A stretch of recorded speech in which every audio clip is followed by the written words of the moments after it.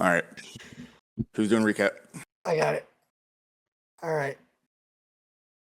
So the party departed the Vistani encampment at the Sir Poles, accompanied by Benel, an 11-inch fairy documentarian whose grim task was recording traveler deaths in Barovia.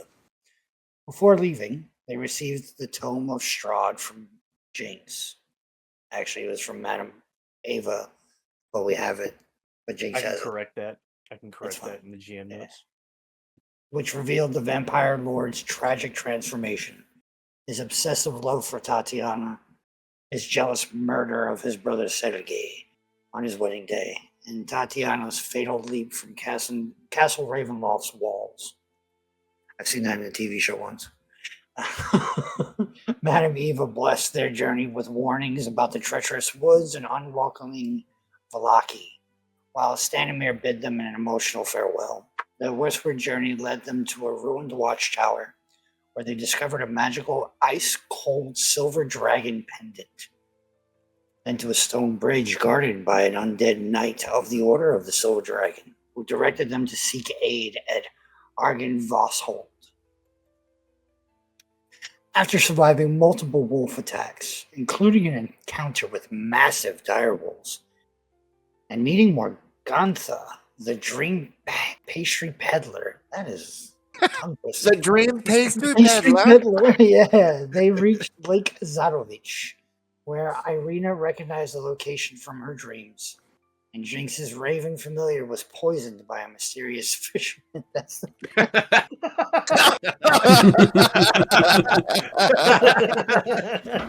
story. That's the story we run with. That's it now. All right. So that's what the fisherman believes. All right. False allegations. As the party pressed toward Vallaki through darkening woods, they were ambushed by wolves, one of which began transforming into a larger creature before a group of were-ravens, led by a blue-haired woman, intervened, allowing the party to escape. We will add that Benel casted Hold Person and fucked up what he wanted to say on the story. We're just going to put that in there. Anal banal. So they arrived at the gates to find a desperate refugee camp outside the walls, where Irina learned that the refugees were barred entry by Isaac. I'm going to call him that from now on. A man with a devil's arm. Many had become addicted to Morgantha's dream pastries. At the gates, guards demanded proof they weren't vampires, leading to a bizarre moment where Jinx's face split open, revealing nothing inside. Before extorting a Baron tax that Zavath paid to end the confrontation. Inside Vallaki, guards mechanically repeated, "All will be well." As Ismark explained, he would take Irina to St. Andrew's Church, protected from Strahd by ancient power, while suggesting the party seek lodging at the Blue Water Inn. Their escort mission to Vallaki complete, though the greater journey to Krezk remained ahead. Kresk. East Croatian. It was towards nighttime when you all got into town. Yeah, I believe because we had like 2 or 3 hours before nightfall. I think that's right. what he had said. It was something. It was right where like normal things would start to be closing down. So it's not like nighttime, but you all were interested in going to the toy shop and finding the blacksmith, and I believe that Ismark told you all that Blinksy might be there, but this time of night it's hit or miss on if he's actually in the shop or not. Yeah, I figured we could hit at him in the morning. And that is where we left off. Yeah, we hadn't gotten a room yet. No. So yeah, I think that's, if everyone agrees, that's probably our best course is just get the lodging sorted. Just get that done and then wander if we want to or whatever. Yep. See how the rest of the night shakes out. As you all begin to walk the streets towards the center of town,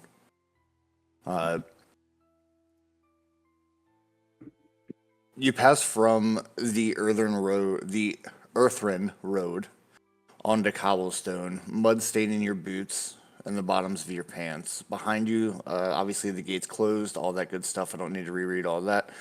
The eaves of the buildings hang with old banners and tattered fabrics that flap and twist in the chill breeze. The banners are painted with faded words and illustrations, but time has robbed them of both their legibility and any beauty that they once may have had. Flickering candlelights linger behind the shuttered townhouse windows, and humanoid shadows move beyond closed curtains. Long shadows lurk in the alleyways, where the grass grows long and twisted beneath the stained and sagging wood of the buildings above. The streets are empty,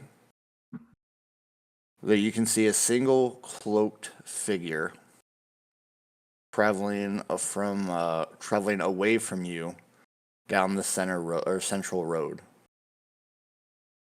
In the distance beyond the walls, a lone wolf howls, and a cold gust of wind cuts through the night like a knife. In particular, X would have been the one to see or take note of the one cloaked individual that was walking away from you all. Nothing too special about it, just a very tattered, old, ragged, brown, like potato sack-esque cloak that kind of slips off into an alleyway. Not in like a menacing or like trying to hide way, just like it's on its own little path to do whatever it's doing. Now I need...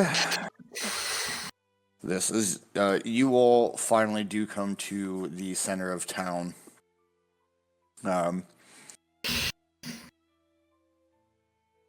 Gray smoke issues from a chimney of a large 2-story wooden building with a stone foundation and sagging tile roof, upon which several ravens have perched. A painted wooden sign hanging above the main entrance depicts a blue waterfall.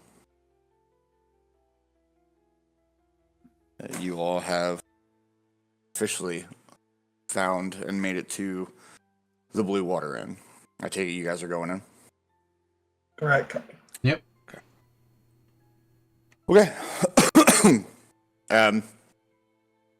So, as you all walk in, it's pretty warm and homely in here. There's a woman who, as you all are coming in frantically, is coming from behind the bar with a tray of drinks going to a table. There seems to be a gathering of people, 2 separate tables, a total of 10 individuals, kind of listening to this very affluent dressed man by the fireside as he's telling some sort of a story. When I say affluent, think like 3 Musketeers, literally. Like I'll send a picture over once I'm done describing. But he seems to have all of them locked in to whatever the story is.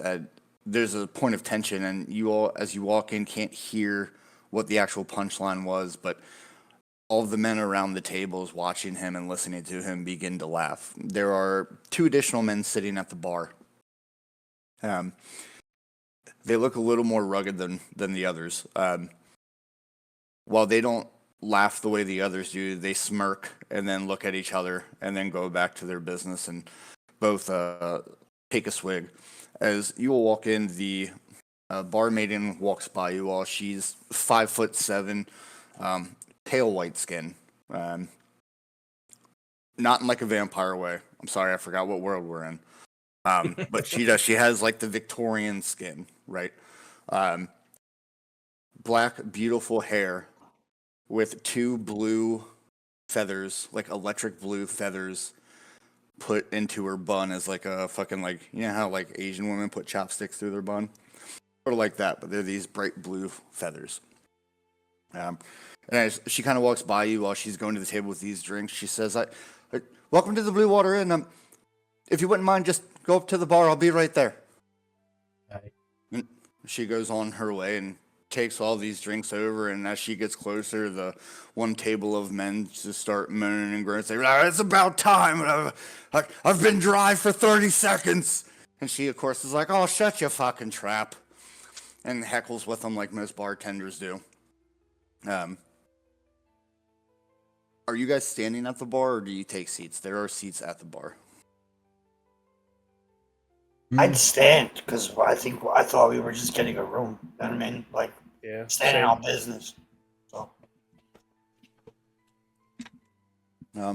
As you all stand there for probably about 30 seconds, this woman gets sucked up into conversation with drunkards as bartenders do.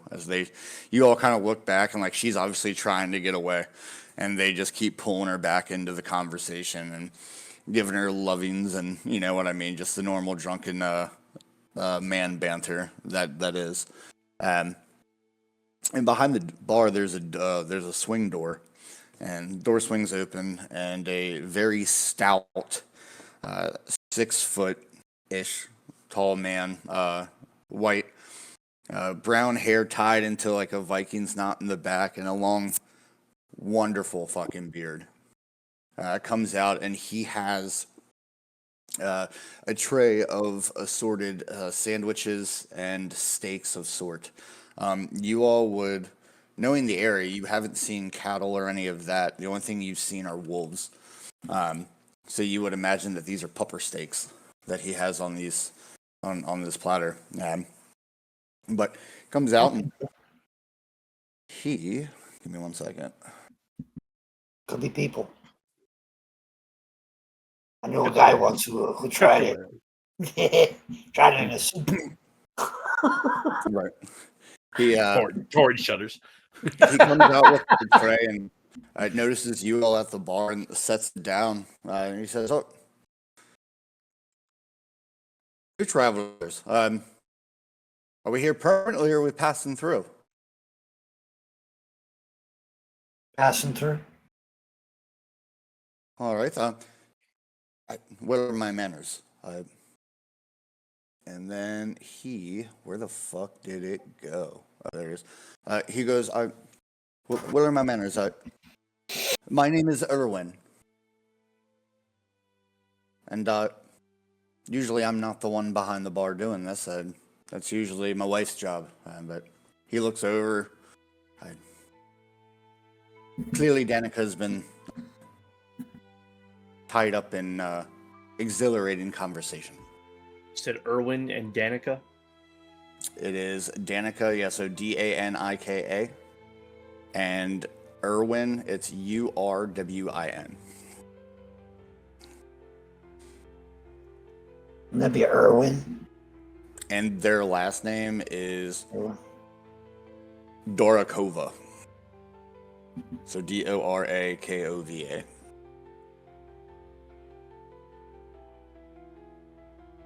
Backpack. Sorry.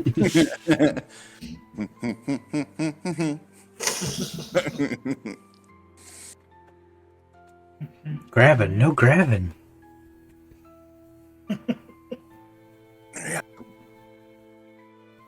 But Except that when you try not hoover up loot. what brings you all to Vallaki? Had a delivery to bring here. You woke for postal service. No. He kind of looks you all up over like you're not dressed to be in the business of delivering packages. Deliverers, package deliverers. Is deliverers a word? I just turn over and look at Zavath. And he just for a second. He broke himself. Like, Hold on. 1 second. Give him a second. Where's the on and off switch? Is he okay? He's fine. Like, absolutely, like, this is absolutely normal. Meanwhile, in the back, what the fuck is going on? Erwin just gets like this like half-cocked smile, but like his eyes are just real confused. Like, what's happening? It's Just don't- plain Trump. Brain Just trauma. That's all. don't stare straight into his eyes. We're seeking he lodging pops- for the evening. He pops straight out of the stutter though, and goes, "Package deliverers can look like anything, can't they?" Well, he kind of chuckles and takes a step back. But it's not that you're wrong, but I've never met any package deliverers that have so much armament on them. Jinx looks over at Zavath and goes, "Funny, or no?" A little bit. Yeah, a little bit. Okay. And he just I mean- has like this dude just has like that like Hagrid fucking just like humbleness about him, right? Like Yeah. he's just like leaned over the bar like this as he does that, but like as he does the whole like he leans in towards Jinx. I do say to him, have you seen out there? It's not the safest of places to be traveling.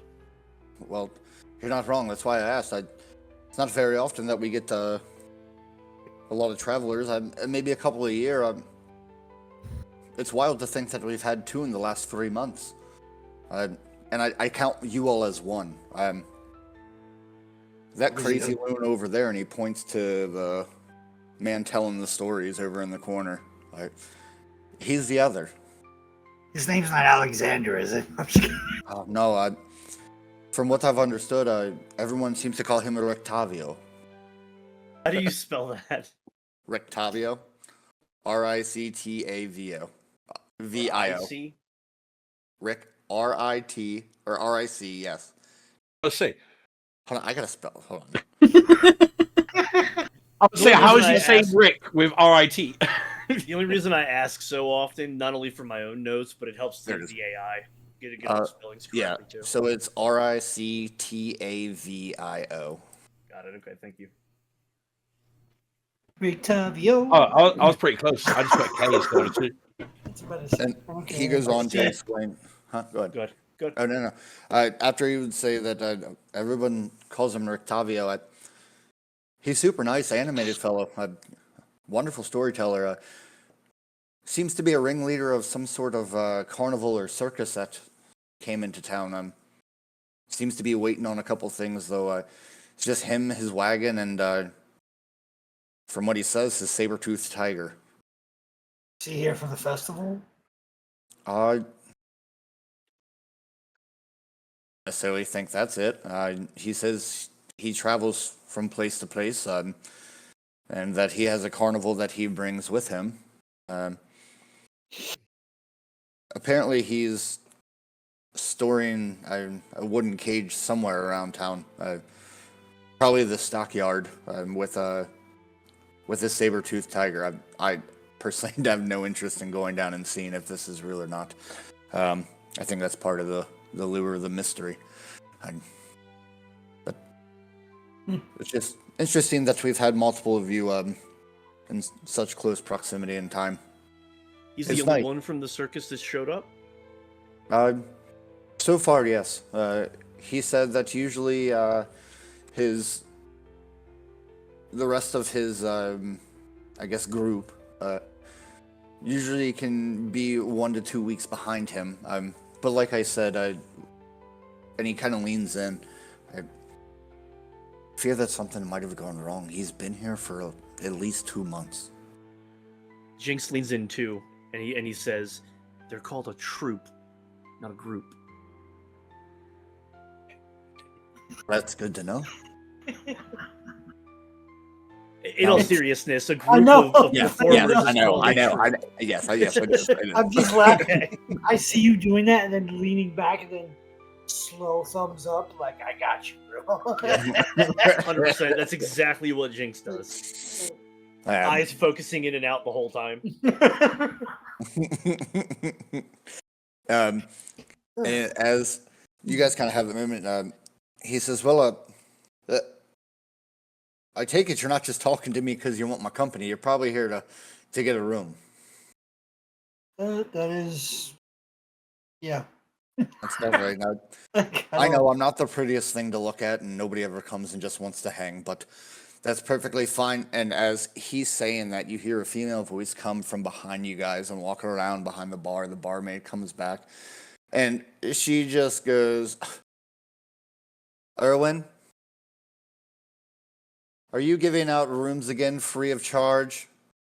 What did I tell you last time? And he Free. rolls his eyes. And he's like, no, I would never do that. And he kind of chuckles, and she says, you just did it, and he's been here for 2 months. Oh boy. And he kind of just waves it off, and he's like, whatever. He's like, and then she looks at you and says, if he had it his way, he'd give everybody free rooms, and we'd be bankrupt. Well, we are not freeloaders. We're here to pay a price. That's great, and that's why I hold the reins. That's fair. Well, You see who wears pants to family. most times the ladies do. And as she says that, he kind of like reaches over and like smacks her butt. It's just like, well, after all, there had to be one reason I married you. Someone's got to keep me in line. And he kind of winks at you all. She just like scoffs. I can't wait to find out these two are also brother and sister somehow. You're right. Jinx is looking around confused as shit. He has no idea what this social interaction is. He's never fucking seen it before. I instantly look at you, Jinx, and say, please don't start smacking our asses. Please don't. I thought about smacking hers, actually. No, I know, but I know how Jinx is. He sees something. Monkey see, monkey do. As she kind of like hops forward as like she gets her ass smacked, she kind of like just rolls her eyes and like goes to kiss him on the cheek. And she says, now, honey, the table by the window is getting hungry. Would you mind taking the food that's been sitting here for the last 5 minutes while you flapped your gums over? The wolf steaks are probably cold. And he kind of winks at you all again and goes, yes, master. I'll get right on it. And kind of grabs the tray and goes to take the food over. And Danica turns to you and introduces herself. And says, and she kind of does like a count. She's like, I'm terribly sorry about that. You all just came in on a quite busy night, actually. Usually I'm more than happy to greet you all and take care of you immediately. I hope he wasn't too much of an annoyance for you. Sometimes he doesn't know when to shut up. And at that moment, I'm just like, listen, we have met a lot of people who don't do that. They like to talk to us. I don't know. It's nice. She kind of laughs and says, oh, well, that's better than nobody wanting to talk to you, I suppose. Yeah, that's true.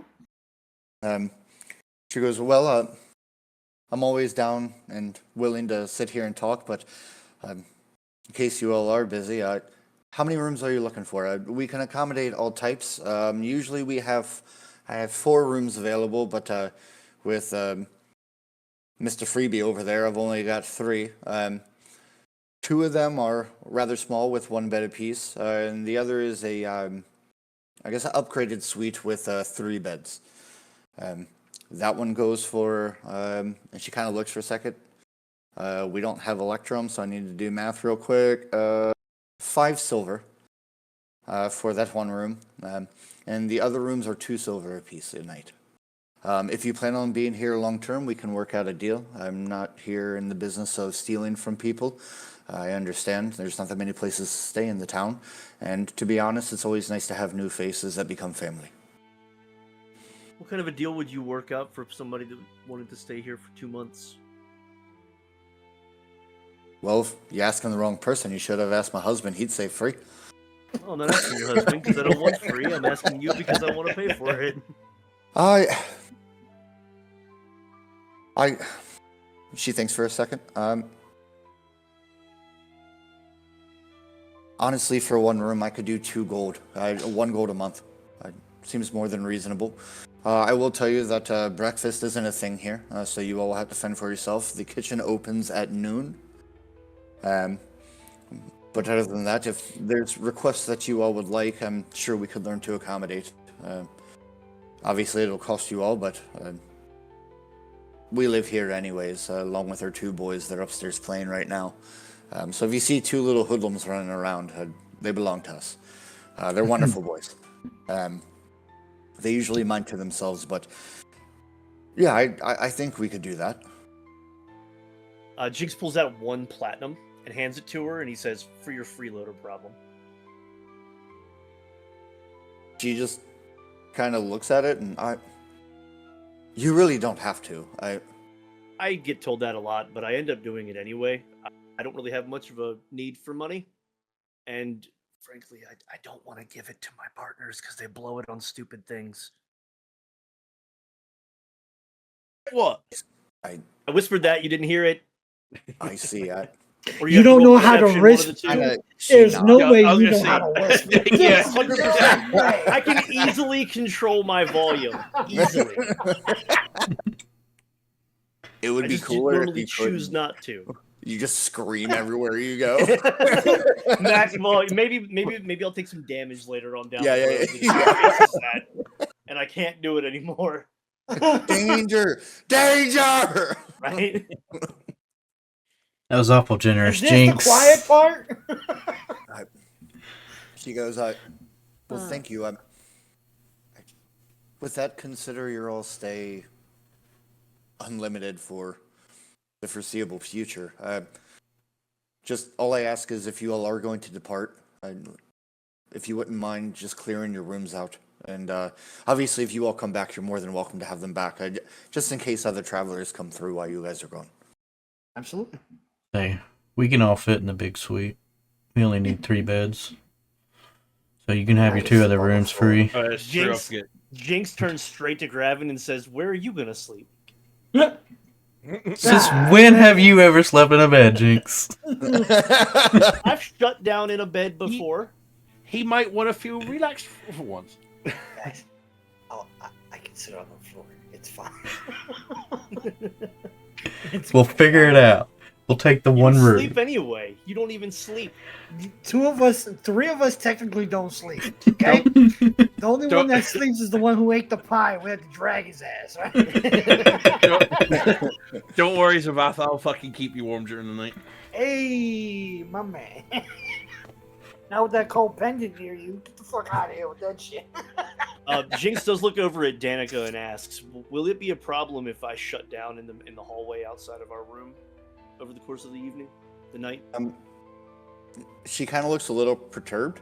I will interject and say, I'll interject and say, think of a statue sitting outside of a doorway. That's what happens. He doesn't necessarily sleep. He just kind of shuts down, but he is still alert. You can still talk to him and he'll respond. They can wake up. She nods, kind of having an idea of what you're saying. Right. And the confusion kind of dissipates, and she kind of just shakes it off. No, I don't see why that would be a problem. Do we need to put like a "Do Not Disturb" sign or like a "Everything's okay" sign? I just don't want somebody.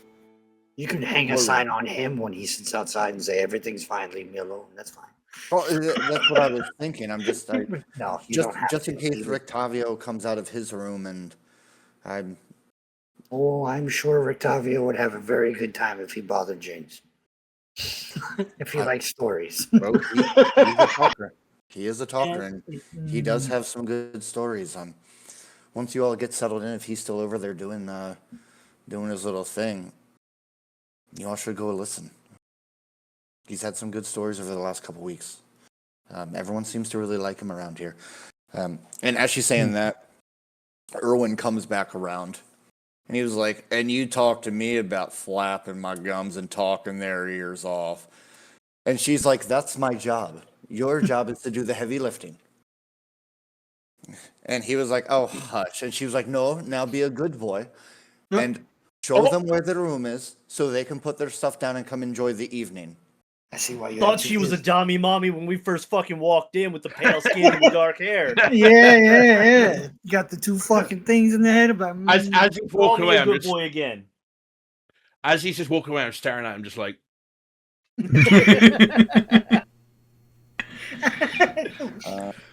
Hold on. Let me go. Let me put this. I'll put a picture of the family in chat for you guys. Hold on.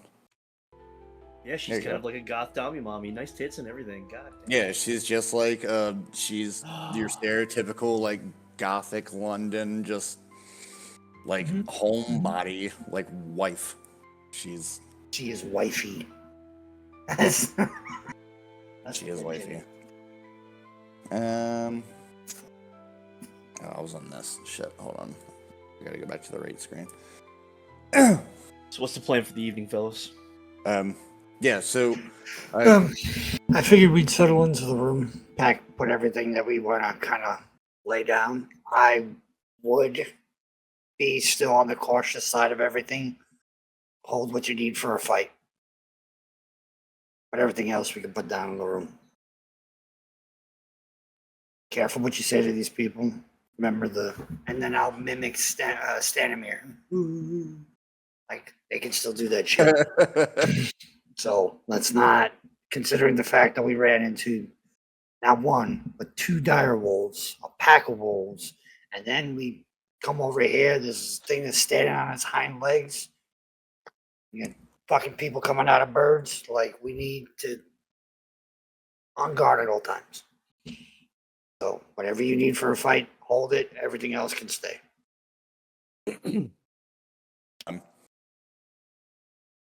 Erwin. Oh, I would have asked her. I'm sorry. I would have asked her about the toy store and how frequent he is in shop versus not. I gotcha. As you all are kind of in general conversation, you always start to ask questions. Everyone comes back over and that whole banter happens. And he was like, he just goes, Nice. we have plenty of time to talk. Would you mind if I real quick just showed you where your rooms were? You could put your bags down and then I come back down. I don't want to get tied up into something. I just go ahead and get you guys settled and then we can bring you back down. Absolutely. And whatever questions you all have that we can answer, and by we I mean her. I'm more than welcome since I'm just the slave driver around here. You're the driven slave. Oh, it's all a perception. Right. Yeah, I got you, boss. Get married. That's what they said. It's fun. They said. But he takes you guys upstairs to your Before room. we walk away, I want to try to get a good view of the two guys that are sitting at the bar. I'll just try to get a read on them. Sure. They are both human men. Long, I don't want to say scraggly hair, but you'll understand when I say it this way. They look like two dudes who are like hunters Okay. and live off the land. They're mountain men, if that makes sense for this world, right? Their clothes are all wolf pelt. They have bows. The one gentleman with his bag next to his chair has an actual wolf trap, like a leg trap, right there, hanging off of it. They look to be huntsmen of some sort. Okay. Before I completely step out of the room, I am gonna burn my last spell slot and cast Detect Magic. Anything in the room jump out to me? So anything from the circus dude, the hunters, anything.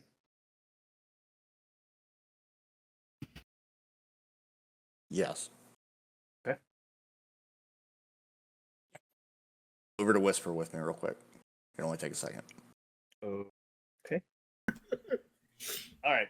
Jinx turns and follows the rest of the group upstairs. Okay, he was taking you all To our room. There we go. Yep. So he takes you up. He says, I know there's 1, 2, 3, 4. I'm taking it Pee Wee Herman's with you all, even though he's not here tonight. Dean. Fucking Fennel? yeah. Well, he used to excuse he had to Well, go no, Yeah, he no. said he left. Yeah, he left to go do paperwork. Right. Yeah, had to pay work. That's fine. He looks around and says, "I'm sorry. I know there's 4 of you. I only have these 2 keys besides the master key. That's fine. Okay. He opens it and it's a pretty spacious room. Nice, warm, and cozy. There are in fact the beds, the 3 beds. and it's your normal fucking like cottage room, right? There's like a dresser. It's your normal shit. He said it's not much, but it's yours for as long as you all need it. Apparently, if you all want now, put your things down. I promise you they are secure. We do have a insurance policy here. Usually we don't have issues with break-ins. Luckily, crime isn't something that we brag about here. Unlike Barovia. But whenever you all are ready, you're more than welcome to come down and join the party. I can introduce you to some people, or if you guys just have some questions, don't hesitate to ask. And again, welcome to the Blue Water, and I'll see you all downstairs. We down a little bit. Thank you. As soon as we get in the room, Jinx sits down and starts casting Find Familiar as a ritual.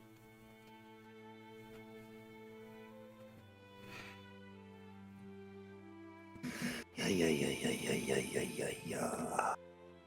As you all start to settle in, you all can hear the strums of a lute echoing from downstairs. Kind of comes up the hall, and you all can hear what sounds like a bunch of drunken tomfoolery singing along to whoever's playing down there. You all would all probably deduce that it would probably be Rictavio who's playing, as he was a storyteller and appears to be some sort of a bard. But yeah, as you all settle in, you all have that cheery echo of a tavern, of a lively tavern. And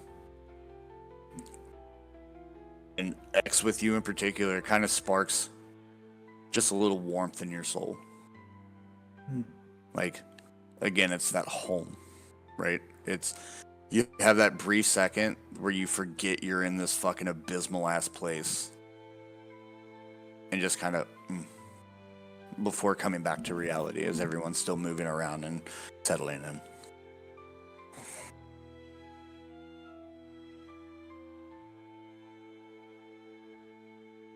So, are we going to just chill in this tavern for a bit until bedtime? Do you want to not deal with the people?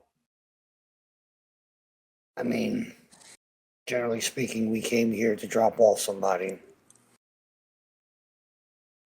Apparently, there's a lot here. We gotta get a doll and deliver that. We only have a day left. We gotta hope we find this guy tomorrow. Which we probably should ask Erwin or his master if they know of a good time to go to the shop. I know they have this festival coming in the next few days, so I imagine the town's going to be a little bit wild because of it. As we're conversating, I'm just dropping off some of the weapons that I have on my belt and just kind of lighten my load a little bit. And you can put that in the bag of holding if you want. Starting to look like fucking. Yeah. I got this one, and I got this one, I got this one, I got that one. Wait a minute. This reminds me of the kid from Up. Yeah. But I'm perfectly content with just chilling here in the tavern until we all should sleep. Steak I sounds don't good. know what the rest of this town looks like. They seem really secure. But Yeah, it seems like a struggle to get in. Yeah, this just for added context for you all. There is everything here is still dreary, right? The entire land's dreary. Vallaki seems to be a lot more lively than Barovia especially was. You haven't really seen anybody who has that deadpan likeness about them, or just how like Barovia just felt like they were all soulless. Here it seems that people still, for some reason, have their humanity, for lack of better terms, right? It's not like they've accepted the dreary fate that they're fucked. They still are trying to make the best of their lives. these people are Vistani as well, right? this town? No, these are just regular folk who We- have we- Vallaki. Got it. Didn't we get told we shouldn't mention that we met with the Vistani here? Is it? That's right. You were told. I'll give you that one because it was last week, towards the end of the night. Madam Ava told you all just to be cautious on who you tell you interact, or Like you met with the tell that you Vistani. interact with the Vistani, right? Right. It's it was more of a.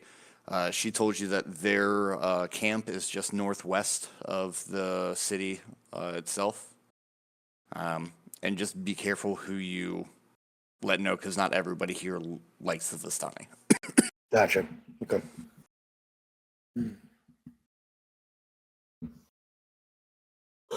All right. Well, let's. If everybody's ready to go back down, let's go back down and see what everybody's about.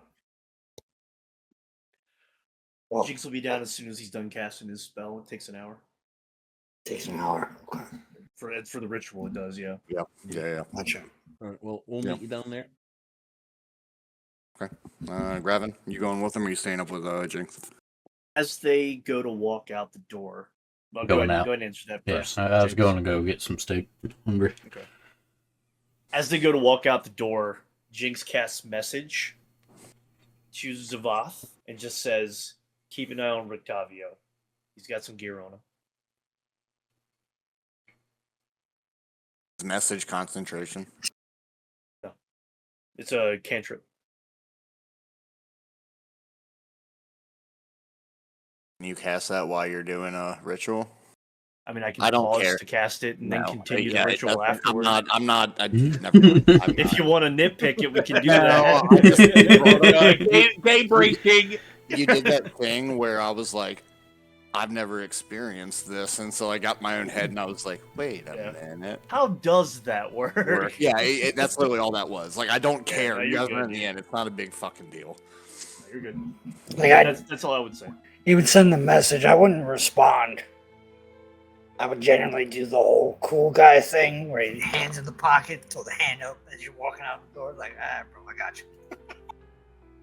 Yep. Mm-hmm. And as you're walking out, I say, Zavath, what's with the hand? He does things like touching stuff, and I'll What poke him in hand? the nose. Well, I ain't hear the message. Right, I'm but wondering what the fuck. I'll stop before we start heading down the stairs and say he made sure to make it known that we should watch this guy, Rictavio or whatever his name is, You got it. because from even what the lady said, not everything's on the up and up with this guy. He looked a bit dodgy from the start. I hear this. So Maybe not dodgy, but But there is something going on. There's more Yeah. there than what we see.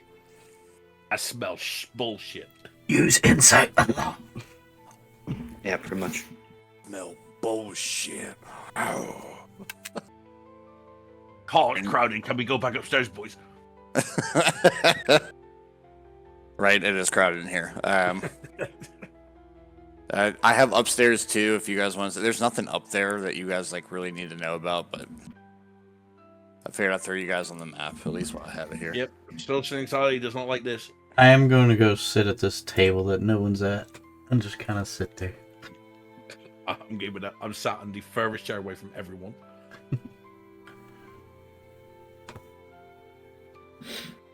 I would go to the bar to see if I can strike a conversation and ask some questions with the barkeep and his lady. Okay. Yeah. There shouldn't be anything that's really locked down here for you all. It's just a normal tavern, but I figure I'll give you all some sort of visual since I have the actual map. Yeah. Cool. I dig it. Okay. As you all. Who looks like Dr. Hugo? That's Rictavio. Okay, that's what I figured.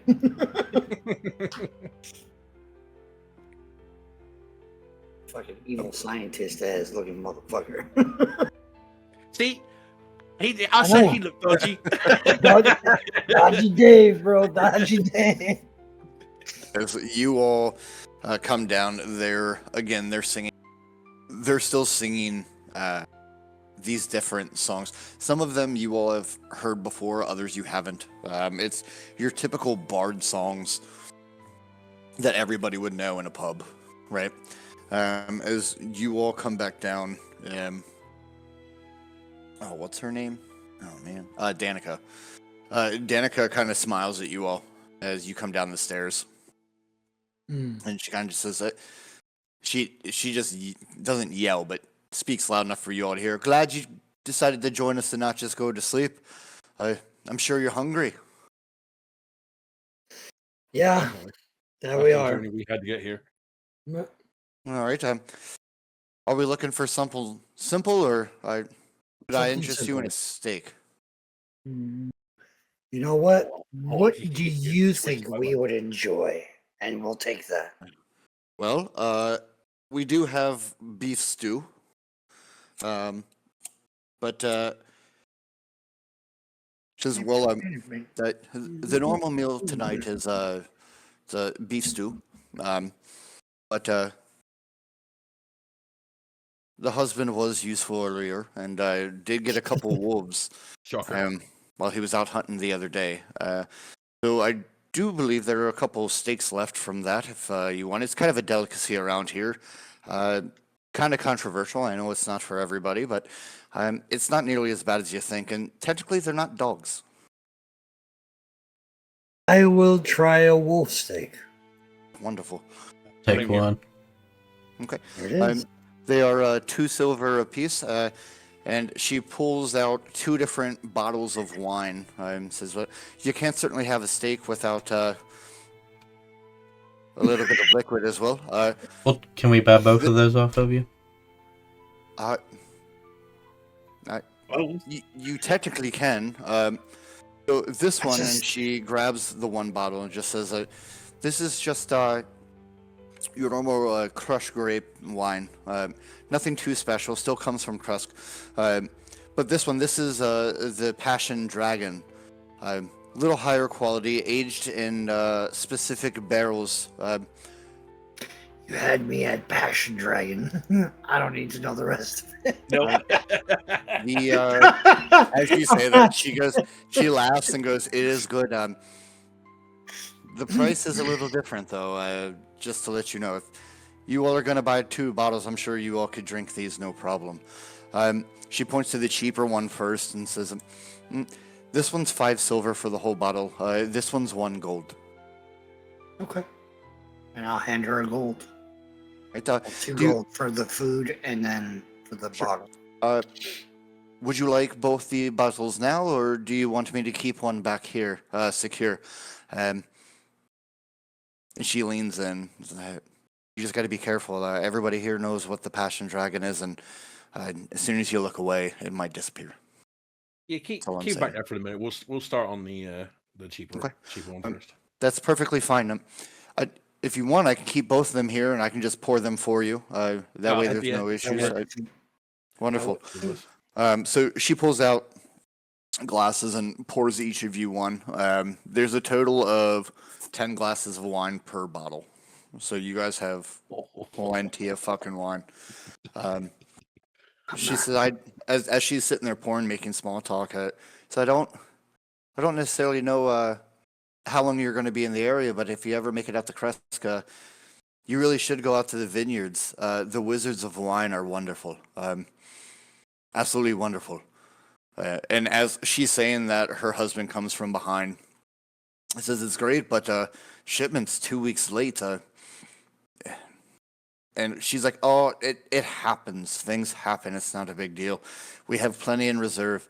He's like, "Yes, but it's not like them to not have it here on time."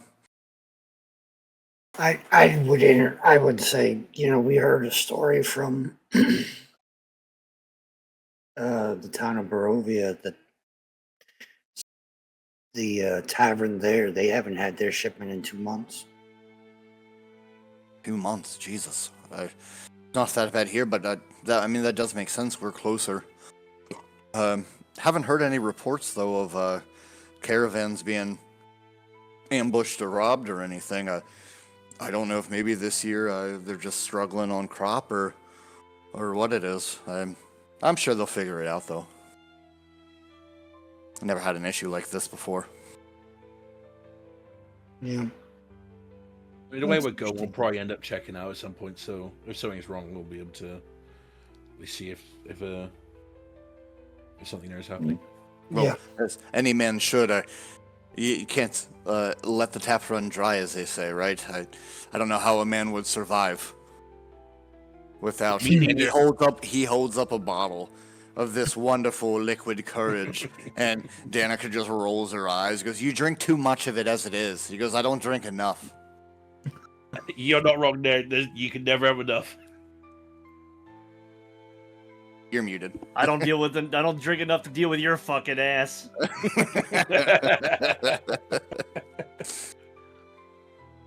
And she just kind of like hits him with a towel real quick. Goes, "Go back to work. I've got them.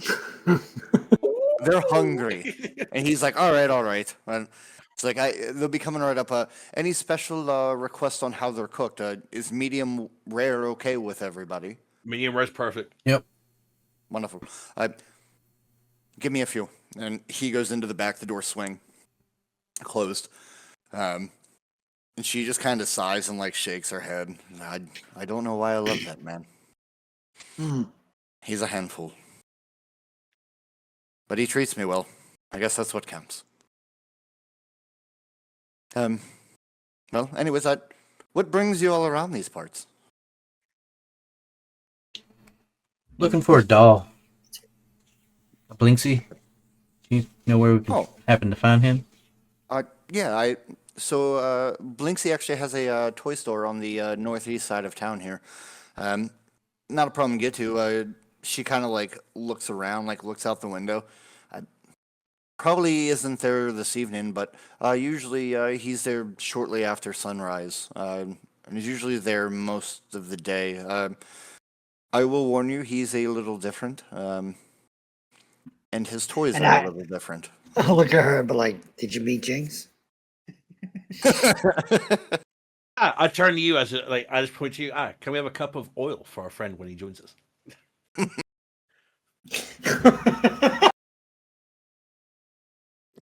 Yes. She looks at that. I have lard, and I don't necessarily have oil on tap. Right. Oh, it was a joke. It was a joke. She starts laughing. I'm sorry. I'm not used to a lot of people coming around with humor. That was good.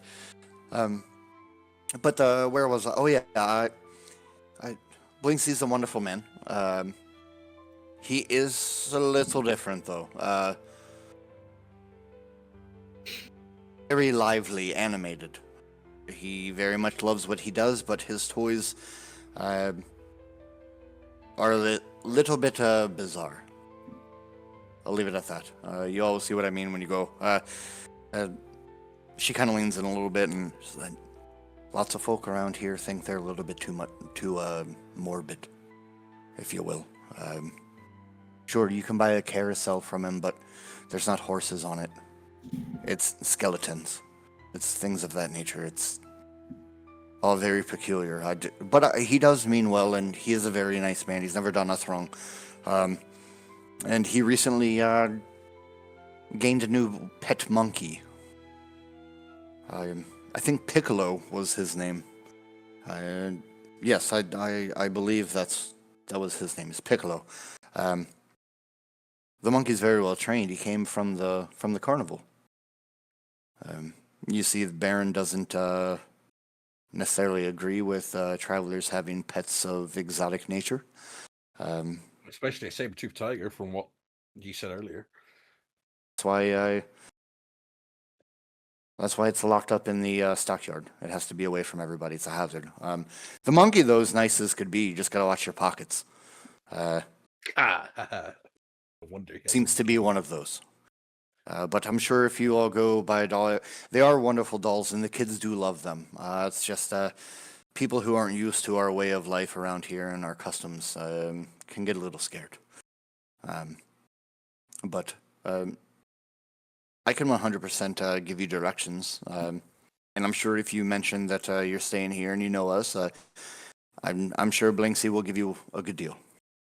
Can I ask the occasion, especially since you all aren't from around here? How do you even know about Blinksy? Oh, a friend has asked us to get a gift for their grandchild, and they couldn't make the travel themselves as they're getting older. Oh, that's So lovely. we, A we were boy coming or this way anyway. So a girl? a girl.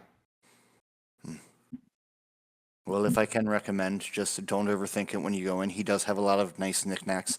Just get a normal Blinksy doll. Okay. It will look a little bizarre to you all, but I promise you she'll love it. I Actually, this take would it be she's a our child's first time. child.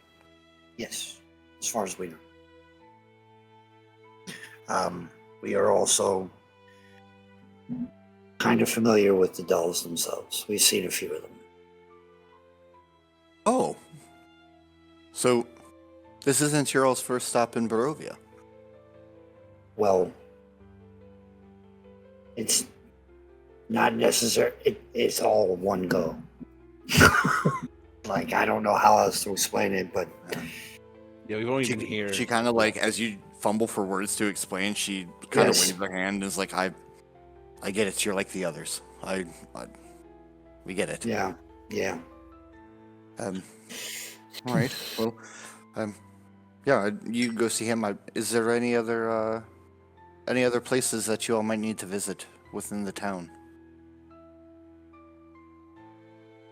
Not that I can think of, not of immediate concern. If there's No, any not place top that if there's any places that you think we would like to go, we will Uh, take suggestions. If not, we're good with where we are.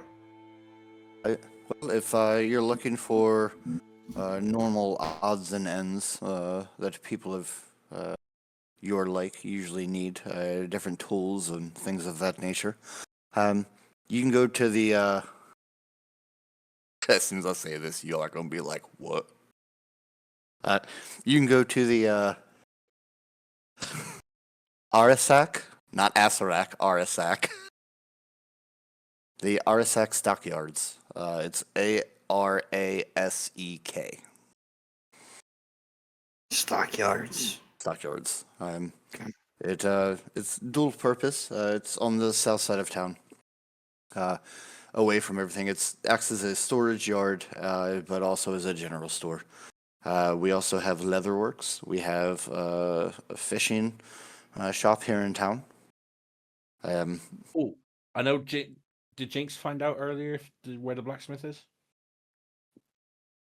I know he wanted to. I don't recall. Well, we depending on what exactly he's trying to have done, we do have those abilities. I'm sure you've seen with the lay of the land. We don't have all the amenities that you all might be used to, but if it's simple metalwork or leatherwork, we do have what we call mom and pop shops that can accommodate. They're a little slower than what you all might be used to, and she kind of like looks you all over, and but they come at a fair price and the work is solid. And she can give you guys the information for those as well. I don't have places on a map; those are homebrewed, but That's fine. she would give you all the information to where you guys would get that. Essentially, Vallaki has anything within reason that you all could possibly need store-wise, minus magic shops and apothecary. You know what I mean? But like for the Yeah. basic day-to-day life of a town, they have all of those things.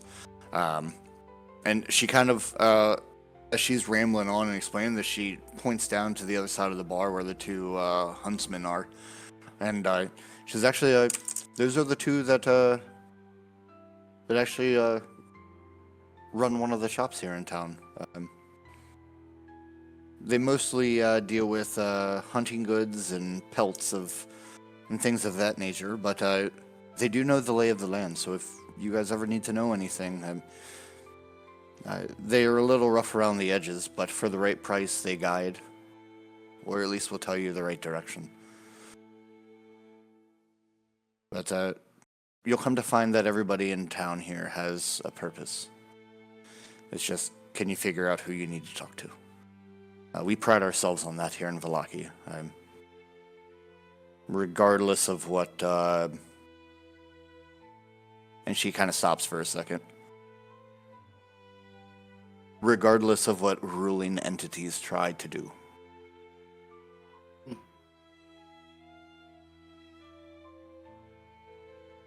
Politics are politics, and I'm sure wherever you guys are from, it's not that much different. I'm sure. Would you say that Jinx's spell's probably about done by now? Yeah, I would say you would be good to... So it was I apparently Jinx isn't the only one having a fucking short circuit right now. You were staring off into space before you started talking again, so. I was listening to everything. I know. I just saw you do the whole. Yeah. I was like, oh. So using Find Familiar, I cast I manifested a spider again, and I'm going to send the spider around checking out rooms to see which one looks like it could potentially be slept in by a circus performer or owner of some kind. Sure. Or a bard of some kind. Yep. While that is happening, I will go downstairs. I'll give instructions to the spider to, avoid being seen, be smart, let me know if you find anything, basically. And then I'm going to go downstairs. While going downstairs, I'm going to dig through the bag of holding and pull out the, jeweler's tools almost that I have. Yep. Or I'm going to make them out of, I got artificer. I can make my tools. And when I get downstairs, I'm going to try to clock where the group is. I'm assuming I find them pretty easily. It's a crowded room, but there's only so many places they can be. 100. There's a big ass dragon bitch in the corner. Yeah, Ain't talking to nobody. You would see them no issue. You ain't missing. I'm And- basically a disco ball. So And you all see me come down because I'm a 7-foot tall robot. So Correct. clocking where they are, I'm going to take my jeweler's tools and sit at the end of the bar, a few seats down from the hunters. Okay. And I'm going to use my jeweler's tools to start carving notches in my knuckles in preparation for the silver stuff for tomorrow. Just basically creating a space for the silver. I got you. show. Literally putting the inlet in. Yep. I got you. Okay.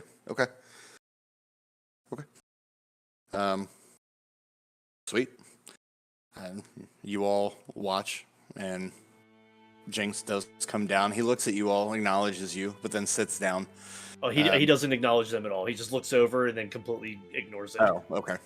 Well, you all see him come down, and in his awkward way of just, I exist, There it is. he goes and plops down awkwardly, 2 seats down. Well, you all watch as, he walks over, and, where these 2 dudes are, you have, a corner seat on the other side of them, and then there's, 3 seats right next to them. You watch as, Jinx kind of, takes in, the situation.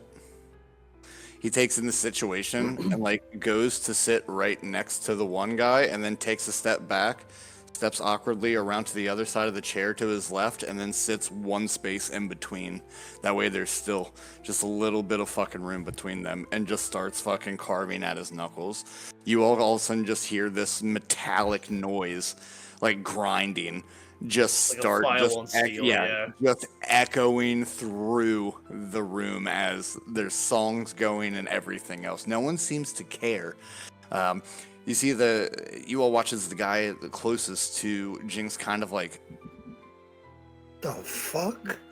and turns back like this, and just straight back to fucking back to Jinx. And he just kind of shakes his fucking head and does one of these, and goes on about their conversation.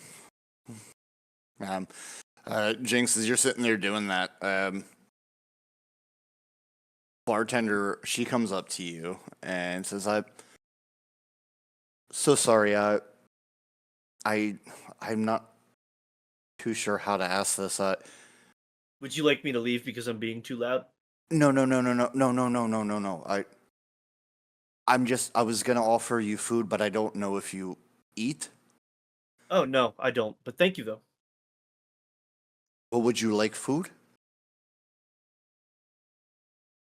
He It, just stops for a second, and like the gears literally start whirring, and he just kind of stares down at the bar for a second, and after a long moment, he looks up and says, "I've never tried food. I don't know if I would like food or not." well, I can get you a little something. I just didn't look. We accept different people here. I just didn't want you to feel excluded. I just wanted to offer.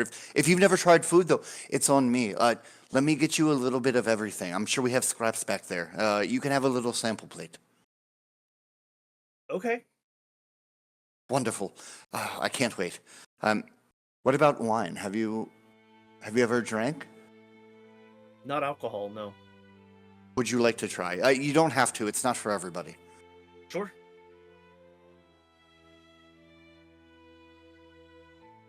She like very excitedly like scurries just like to the back, and comes back up. And as she comes back out, she grabs one of the bottles of wine that you all bought, and grabs a tankard.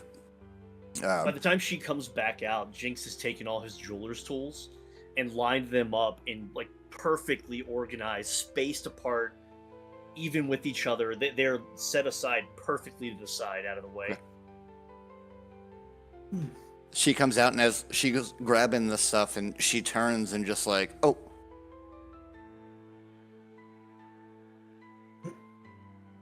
I love the presentation. Presentation of what? Tools. Everything's symmetrical. It's lovely. Oh, that's. I didn't mean it to be a presentation. It's just kind of how I do things. No, it's. I didn't mean to offend or confuse you. It's. Everything's just uniform. It's very nice. The only thing I do ask is, when you're done, just please clean up any shavings. Yes, Like, yes. might leave behind? I make it a point never to leave a mess behind. It's not only I'm- clean and tidiness, but it makes it Hoover. harder for people to follow us. Well, Face just opens up and she We're getting there. We're getting there. Okay, we're getting there. she chuckles, and it's like, again, not trying to offend, and I'm sure you do clean up after yourself, especially with the way you present your tools, and they're also very well taken care of.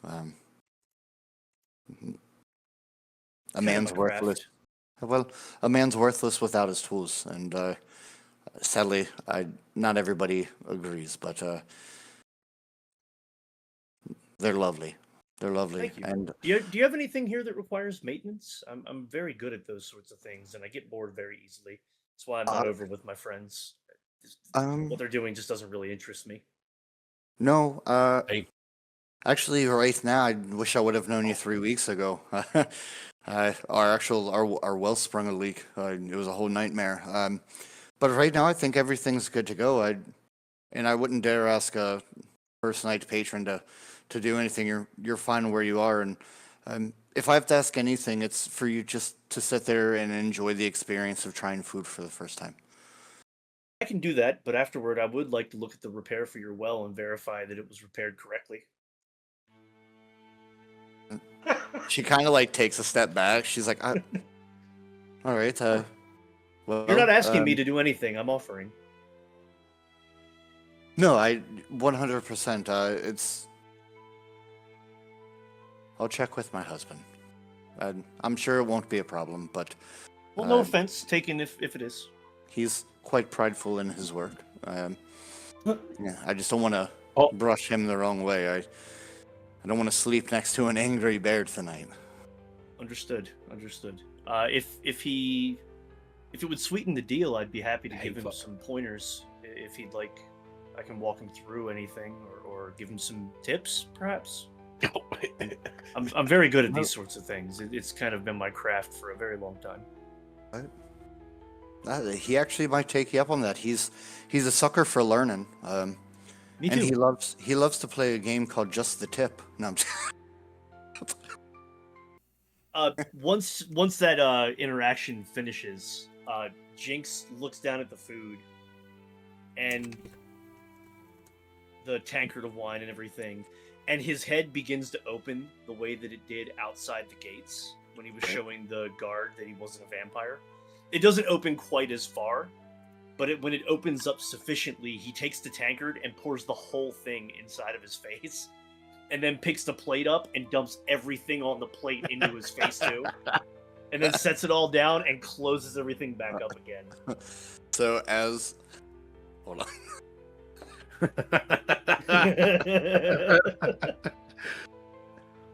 As you take the wine and immediately just Beetlejuice style, fucking She's like, hold on. So He stops, face still completely open, and both eyes fix on her. It's really unsettling. So we like to enjoy things. It's not a matter of just consumption. It's almost like an experience. Can you taste? I don't know. What's taste? I've heard my friends mention it, but I don't understand the concept. She says, hold on one second. She comes back with a glass of water and says, I take a drink of this. And she hands you the glass of water. Whole thing straight down. Says, okay, now this, and hands you the wine. Same thing. Is there any difference that you can tell? Sort of. My system processes each item differently. Right, so when you consume, you have the ability to identify them differently, correct? Yes. That's taste. I don't think I understand quite necessarily, but it's just data to me. I know, I don't know how to explain it any better, love. Dude, trying to explain taste to a person is it's fucking hard. impossible. It's impossible. No, it's hard. It's like, well, what's taste? Taste? I don't know. That's why I was like, luckily it's two tisms talking to each other, and I was like, I know how to do this, but we got this. She goes, well, taste is was one of your senses, right? So sort of like vision and hearing, and smell. I have those senses. I don't think that I have necessarily a taste sense, but I can process what I ingest. That's essentially what I was just trying to build the correlation. No, I know. With, right? Like that's what he would say to her. Right. Yeah, I got you. Well, you might not quite understand it, but most things that we eat have a different taste. So chicken will taste different than like steak. Steak will taste different than carrots or potatoes or anything else that we eat. And we use salt and different seasonings to change the flavors. Yeah, I got an abundant amount of data from the food that I ingested earlier. Each item was completely different. Wonderful. Well, would you like to continue then? I'm willing to ingest more. Wonderful. She scurries back to the back. She comes out with a small medallion slice of steak that is medium rare, slightly charred on the outer edges, as you know. Obviously, they're cooking over coal. And she says, "Now, here you go." And you look at it, and I mean, it's only like a piece of it's a medallion, right? Like it's not, and you just kind of look at it like, what? She was like, around here it's a delicacy. That means when we have this, it's special. We appreciate. Yeah, so you ingest smaller amounts and enjoy each bite a little bit further than normal. Exactly. Please. And she takes a little bit of like rock sea salt and sprinkles just over top of it. Jinx pulls out like a knife off of his hip because I haven't been given silverware or anything yet. Yeah. No, I'm with you. I'm with you. And he cuts it up into like paper thin slivers and picks them up one by one, trying to replicate the delicacy part. Yeah, right? I got he's you. trying to fit in a super awkward way. She goes, your cutting skills are amazing. Thank you. You That's said that it should beautiful. be enjoyed properly, so I'm trying to take small bites. She laughs and goes, to be fair, the bite I gave you is what we would usually consider to be a bite. Oh, I just didn't know if you would like it, so I didn't want to waste a whole steak. I'm giving you a portion of everything, so you don't have to do that. You can literally just eat it and enjoy the bite. oh, okay. And he just picks up the rest and tosses it right in. Through replicating chewing sounds, because he doesn't actually chew it, it just kind of falls down inside of him. He makes it sound like he's chewing and has a mouthful of food. It's just num num num num. It's weird, yeah, it's super weird. But he's like, I don't really enjoy food the way that most of you biologicals do. I do receive data from them, and I can parse that information separately. So I don't really require sustenance. So it would be wasteful for you to bring a full steak out to me. But individual bites is perfect. Good. Did you like it? I don't really like or dislike things like this. I don't, because I don't taste the way you do, as far as I can tell. I don't know that I have enough information to be able to determine whether I like it or not, but the construction of it molecularly seems to be very pleasant. I'll take that as a yes. She goes back and she comes out with you've seen salads before. Yeah. She comes out with just a stereotypical fucking house salad, just lettuce, fucking a little bit of onion, some carrot, tomato, the normal. Do not eat my fucking cable, you cunt. Oh God, I love my trash cat, but she's a bitch sometimes. Anyways, she comes out with just a salad, and she says, "I'm sorry, I'm kind of doing this out of order, but I figured if you liked that, then you're adventurous and you could try everything. I'm sure you've heard of a salad before, or have seen people consume these. Yes. It's just a various array of vegetables that we all enjoy." Yes, I have. My counterpart Gravin doesn't really eat these very often, but everyone else seems to. She laughs and goes, "Well, put some protein in it, and it's delicious. Other than that, it's fucking rabbit food. All right." Yeah, Tard agrees. I don't. Jinx picks out individual pieces of, like, one piece of lettuce, one piece of tomato, one piece of onion, eats them individually, but then just kind of leaves the rest of the bowl there. And then he kind of looks over at the hunters, not knowing that hunters probably don't give a fuck about salad. But he looks over at them and says, "Would you like the rest of this salad? I'm not going to finish consuming this." The one closest to you just kind of looks at you, looks at the salad, looks back at you, and just goes, "Fuck no." And just turns back the other way. And Jinx, not understanding the tone there, just says, "Okay." And he slides the bowl across to Danica. Danica looks over and just goes, "Oh, you don't have to be an asshole about it. He's trying new things." Guy waves her off.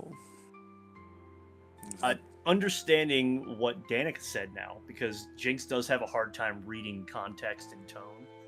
Hearing her perspective on it, he looks over at the hunter close to him and just looks him up and down, and looks at whatever blade he might have on him and says, "That blade is seriously under sharpened. You should probably take care of that sometime soon. I could do it for you if you would prefer.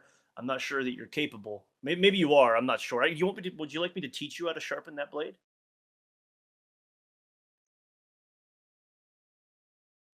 He kind of like turns towards you. It's like, I'm fucking sorry. What? Why are you sorry? You didn't do anything.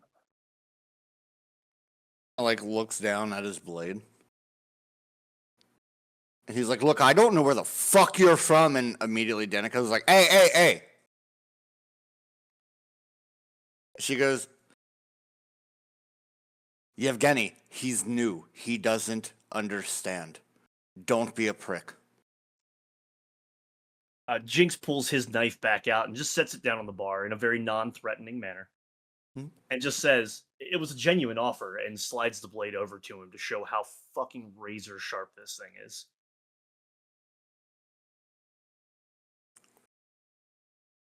Sits back down and glances over at your blade. And like at first, like scoffs, like, yeah, okay.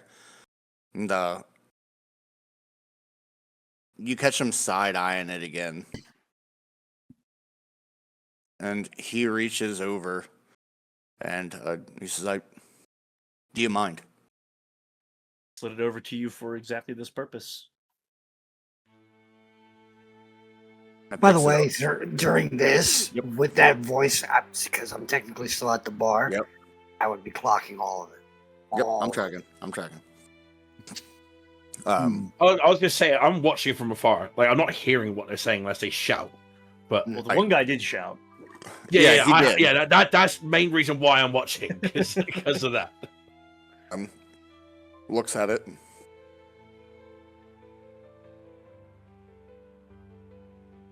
Where'd you get this? I made it.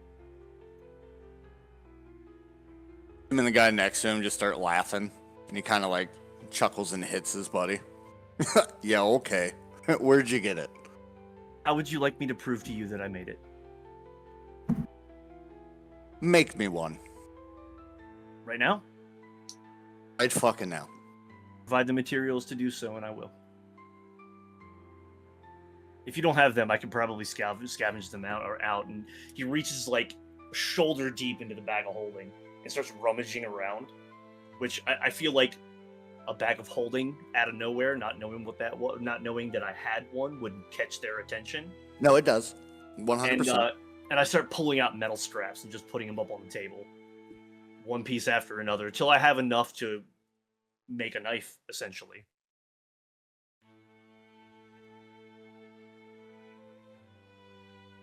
Because watching this all go down, and she's just kind of like, what? And he's like, all right, nice party trick. Now make the knife. Okay. And he gets right to work, feverishly working.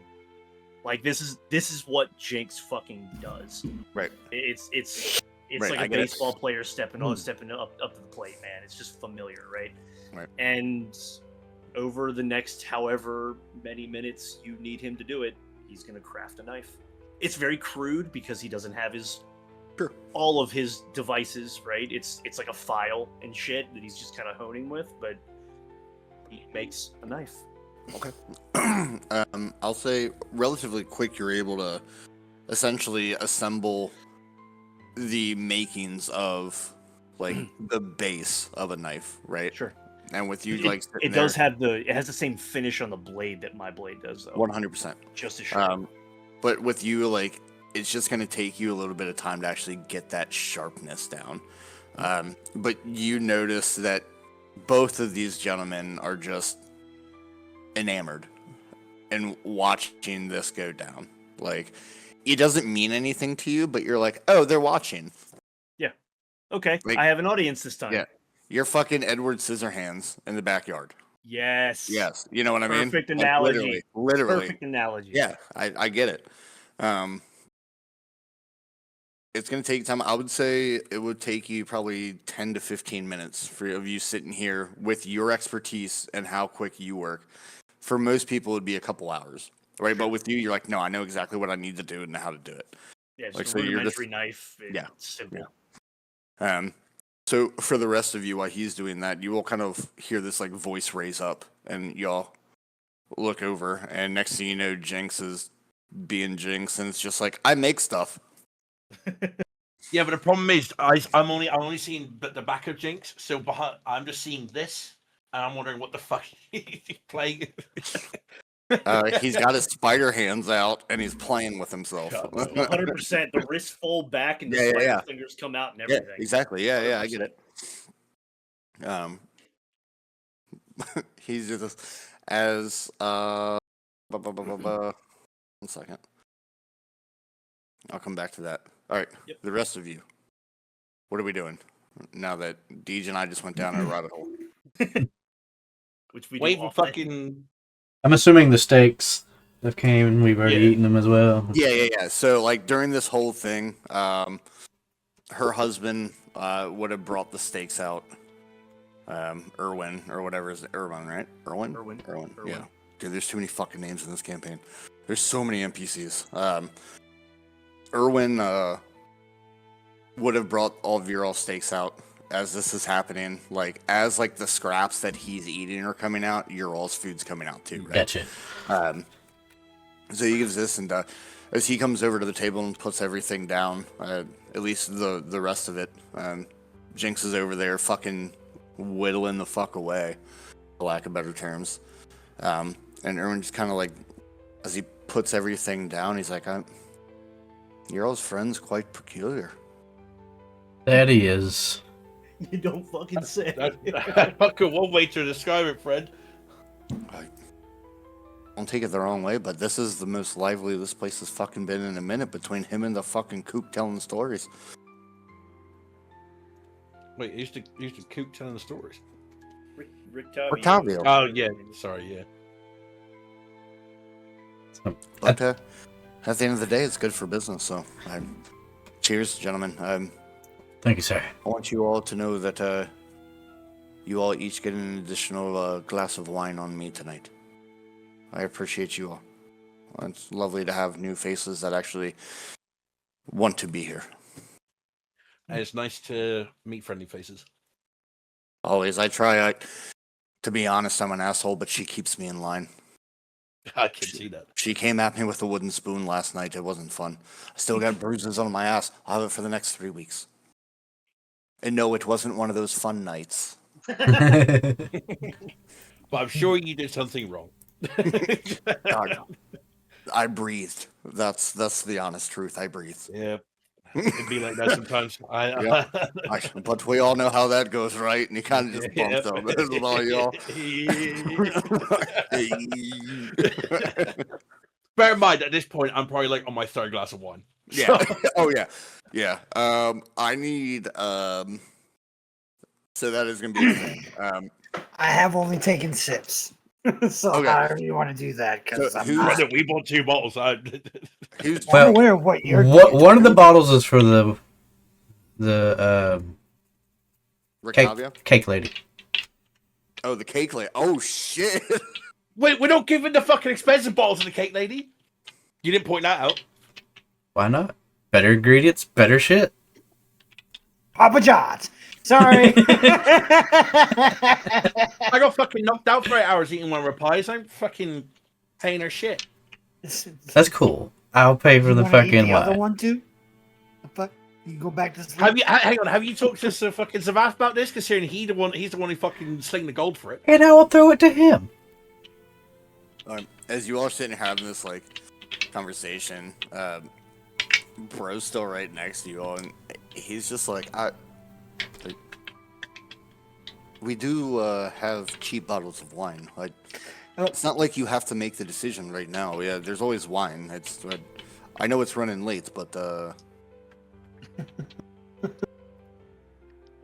we Shut still up, have Jay. some. Fine. I pull out a 1 gold piece and just, or however much it was.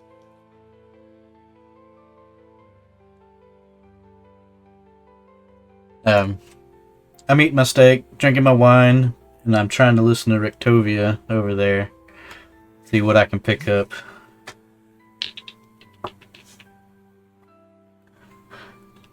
How do you? What did you call him? Rictovia? Rictovia.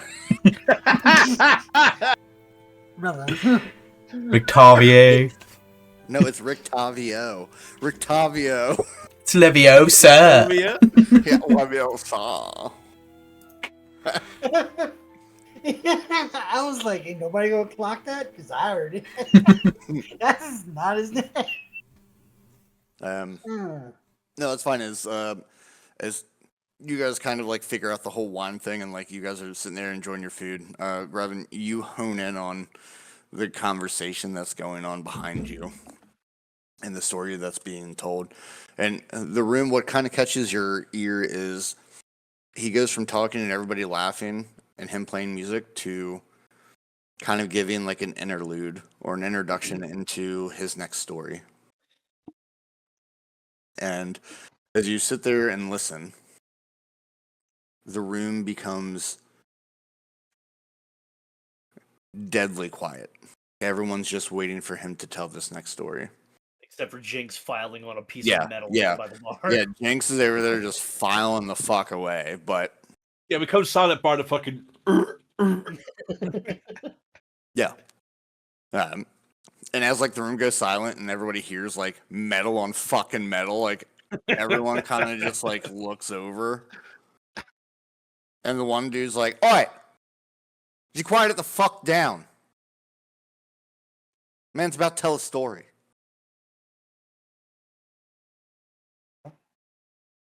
All you hear is the metal shavings. No one DJ's gives a just fuck. like, "Nope." Yep, nope. That's the entire zero give a fuck. Nope. Jinx is totally tuned into what he's I doing. know. Mm-hmm. But with it, you all hear Rictavio clear his throat. And he begins. The vampire Count Belasco. The vampire Count Belasco kept his coffin, not in a crypt or a keep, but in the cellar of an old decrepit inn, which was managed by his servant Igaron. The poor count had a terrible secret. In his ancient age, his scalp was beginning to rot, his hair falling out in great clumps and knots. In embarrassment, he commanded Igorn to purchase a beautiful raven black wig, hoping to preserve the handsome young man that he once had been. One of the listeners says, "A handsome man indeed." And everyone kind of laughs. This was a elderly man sitting by a window. He continues. Dear Olivenka. None of these names matter, by the way. You don't have to write these down. Dear Olivenka kept to herself, spending her days sorting and resorting her late husband's rock collection, which she kept lovingly in her purse. Despite the Count's odd behavior and pale skin, she suspected nothing, her old vision too blurry to make out the fangs that poked down amidst his teeth. As always, the Count felt an urge to feed upon her, and through her flattering words quelled his interest. He felt the thirst of his fangs all the same. Igorn, he boomed. Fetch my coat. I'm going hunting. Yes, sire. Igorn wheezed. As he returned, he whimpered. Best be back before dawn, my lord. I'm cleaning the curtains tonight. Want you nice and safe in your coffin before sunrise. The Count scoffed. Fear not, simple Igron. Igorn, whatever the fuck it is. He boasted, I know well the hour of my enemy. Not a thing could stir my spirits to linger beneath its dreary or its dreadful rays. And so the Count departed. He lurked in alleyways, prowled across rooftops, yet he found not one single morsel to sate his thirst. It was the surprise that the hungry, defeated Count finally looked up to the velvet skies and saw the periwinkle gray of approaching morning. With panic, he flew through the streets. 4 blocks away, a streak of orange began to slice across the sky. 3 blocks, 2 blocks. The door of the inn slammed shut behind him. Goodness, Olivenka said, yawning atop the staircase. Have you been out there all night? In an eye blink, the Count's great silhouette towered far above her. Yes, he growled. But I've always just found what I've been looking for. Olivenka, I want to suck your blood. Blue, blue, blue. Everyone I fucked laughs. for the story. He does it. He does that, and just everyone around the room that's full of tension just starts laughing. He continues, ordinarily, one of the Count's victims would scream, flee, or faint. Yet he had made one terrible mistake. He had forgotten that Olivenka's cataract-ridden eyes couldn't quite see his fangs. You disgusting man, she shrieked, and whirled 18 years' worth of rare rocks and minerals directly towards his head. There was a terrible thud and a terrible splintering of wood, and the Count went tumbling down to the floor below. When he opened his eyes, he saw Olivenka staring in honor, not at him, but at his head, his bare head. There, just beneath the eastern window, lay his beloved wig. He dove for it, claws outstretched, and a sliver of sunlight grazed across his skin. There was a sizzle, a hiss, a burst of smoke and flame.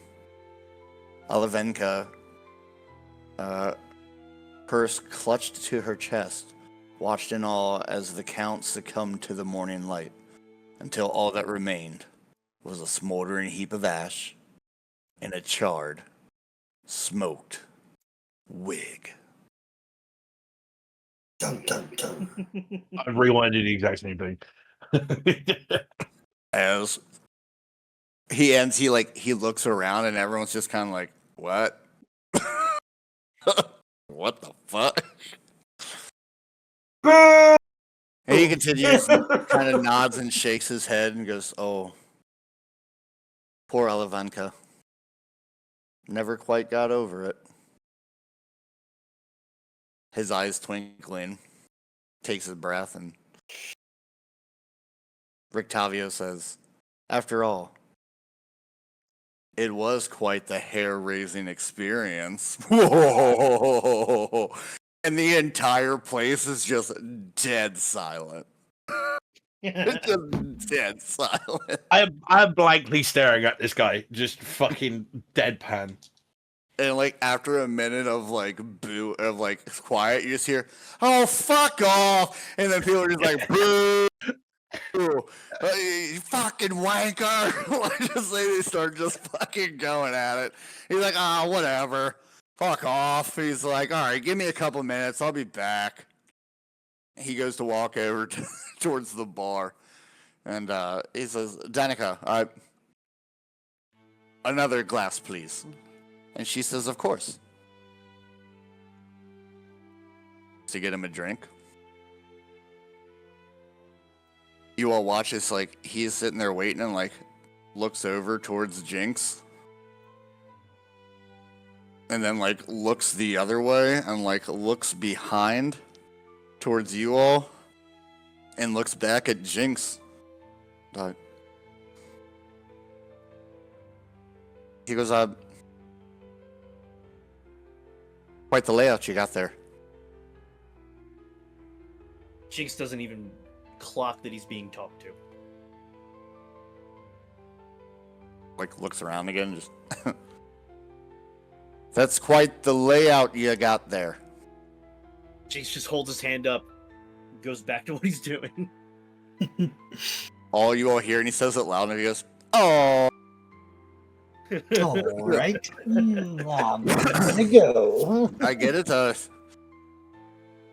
man of concentration is a sacred thing. I'm sorry to have disturbed you. Zero response out of Jinx. Yep. He goes, "Yep." Corin is absolutely cringing in his fucking chair right now. There's, Uh, I'm literally staring straight daggers at this guy. Like, You what? you the can hear fuck my is ass. going on? You can hear my ass touching cup to this fucking seat on how hard he's clenching right now. He stands up and he goes, the chairs. Yeah. Bro, the Out of chair's still just his attached. ass. Yeah. It's just like his ass like this. he kind of like just turns and is just waiting for his drink, doing like the whole like tapping on the fucking bar, like, oh Jesus fucking Christ. And Jinx, mid work, Jinx reaches up and grabs his tankard that still has wine in it and just sets it over in front of the guy and goes straight back to what he was doing. Kind of implying, I heard you, I'm just busy. He looks over the tankard and so it's quite all right. I'll get to my own. It's not a big deal. I can refill yours if you want. Kind of looks in because it's empty. No response. I just imagine. Remember you took it. I do, yeah. I just imagine it's filled with fucking metal shavings. I mean, they're probably everywhere around me, honestly. Yeah. They're fucking everywhere. Because but Danica, if you wouldn't mind, one for my new friend here as well. He seems to be a bit dry. Maybe a new tankard for him. There's metal in his. Jinx stops what he's doing and looks up at Danica and says, "We're not friends, but I'm not interested in wine either. Thank you, though." And goes straight back to working on the knife. He's literal, man. He's not trying to defend himself. No. He's not his friend. I'm hurting for fucking Rick here. All right. Rictavio kind of like looks around like frustrated and slightly like insulted. He's like, "I'm fine if you had enough. Either way, I'll still take the extra one. It's no big deal. I'll drink it anyways." And Danica just kind of laughs and nods.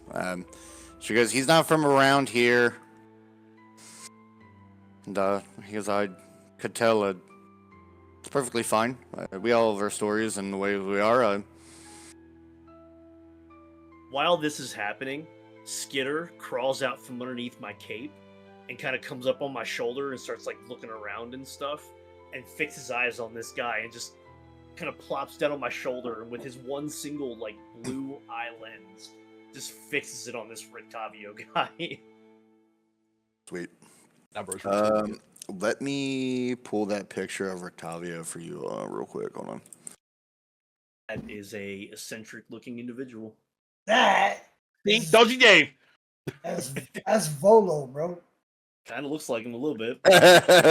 When we first stepped in here, I thought it was gonna be Volo for a second. Damn. I was It is like, not no Volo. fucking way. No fucking way.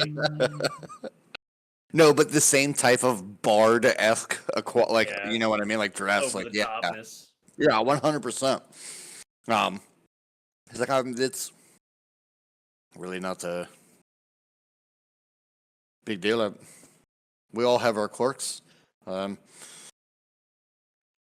He's handed 2 tankards of wine, and kind of walks over towards Jinx. He goes, I know you're a man of few words and are busy, but I could possibly have a job opportunity for you. You seem to be quite the interesting individual with your spider.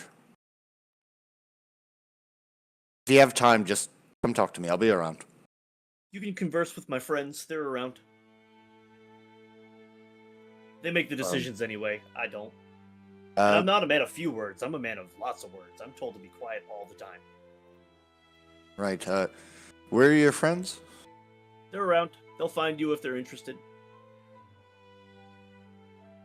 You all watch this go down, and Rictavio just like nods and like he has this confused look as he goes to turn around and like looks at the room and like scans out, and then just like he finally hones in on you all, and he just stands there awkwardly making eye contact with Torin in particular. As soon as he makes eye contact, I fucking just shift back around my off my chair, back like in towards the table, and just start drinking my wine. As Torin, as you do that, anybody else who's looking at him, Rictavio like immediately like nods. And is like, you can see he's like debating in his head, and as soon as Torin does that, he's like, that has to be them. And just like comes to walk over. And I'm still at the bar. So he's gonna walk past me, not and I'm just As soon as this guy turns and walks away from me and I feel as though I'm not within view of him anymore, I stop working on the knife and look over at Zavath and cast message again and just say, don't forget he's got gear on him. His hat, his guitar, and his boots. Just keep an eye out. And go straight back to working on the knife. Or hat, loot, and boots. Yes, hat. We gotta feed this guy. What's happening here? He comes over, because I hate to be brash like this, but the way you just looked at me and turned away was matching that gentleman over there. I take it you all are the friends that he said are here. Aye. If you mean the metal man in the chair over there, yes. Yes, would you mind if I sit down? My name's Rictavio. Bob. A traveling this is the carnival time of to use sorts. the name Bob. I asked him if he would, and like he sits down, and he's like, "Your friend over there is quite peculiar. I'm traveling around looking for new acts for my carnival. Things that you don't see quite often, and believe me when I tell you that your friend over there is something that nobody has ever seen." He's not. We're still trying to figure He's him not out. for service. He's not to Well, entertain. We I all have to make coin, do we not? understand. But Did you ask him? he is his own. He nods at Graven and looks at Torin and says, I actually did in fact ask him, and he said to come talk to his friends because you all called the shots at him.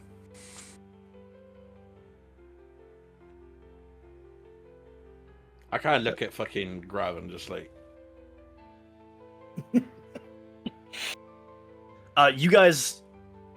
you all would notice that while this guy was walking over to you, Skitter left my shoulder and is kind of crawling across the ceiling directly above this guy, just keeping an eye on him.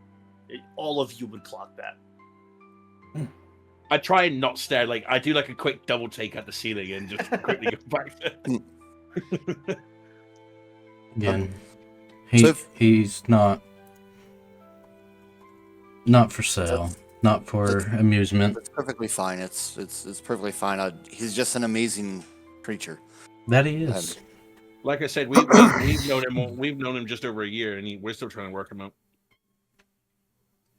Oh, well, what brings you all into town? We were seeking rest tonight. Well, yeah, Yeah, but nobody just hangs around here. What exactly are you doing here, if you don't mind me asking? We had to deliver a package, and then now we're here.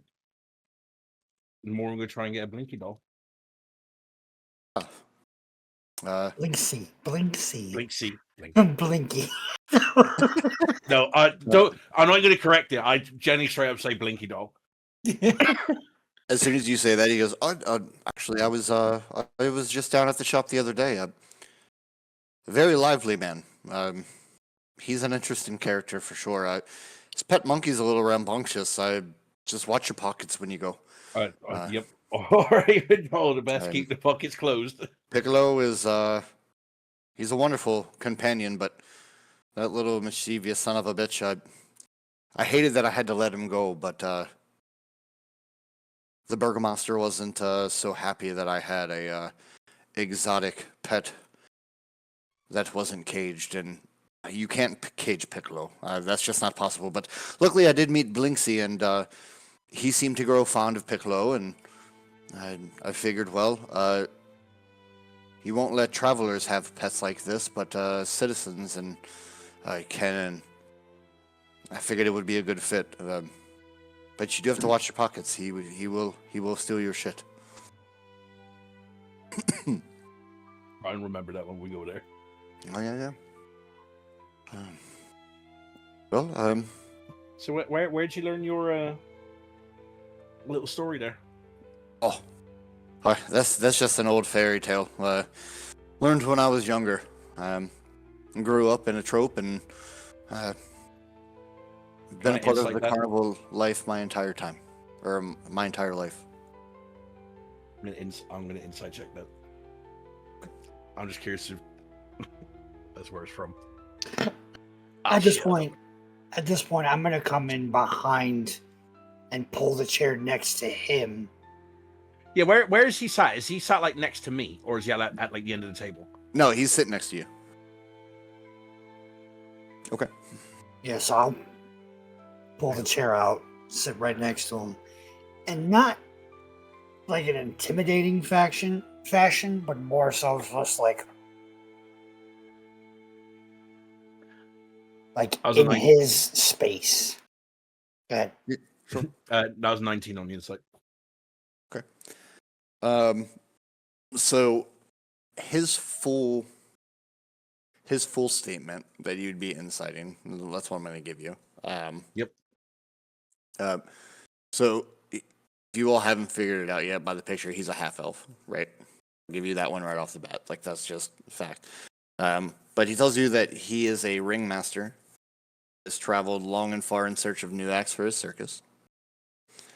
And he would make a weird comment that he's not quite sure how he ended up in Barovia. But he's working to make the best of it.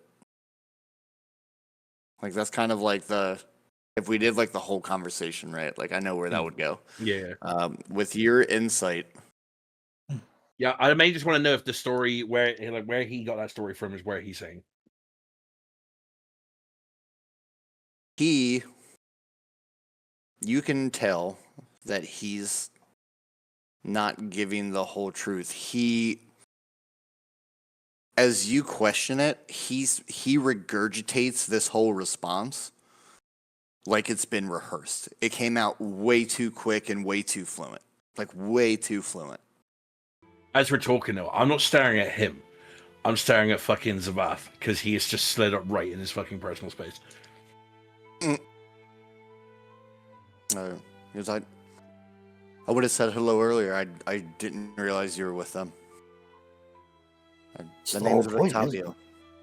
Well, I suppose, but we are in a tavern and everyone's supposed to have fun here. Be social. Well, I've been listening to everything and everyone, including our wonderful host and hostess. And then I hear you ask about curious acts. It makes me wonder, where's the rest of your crew?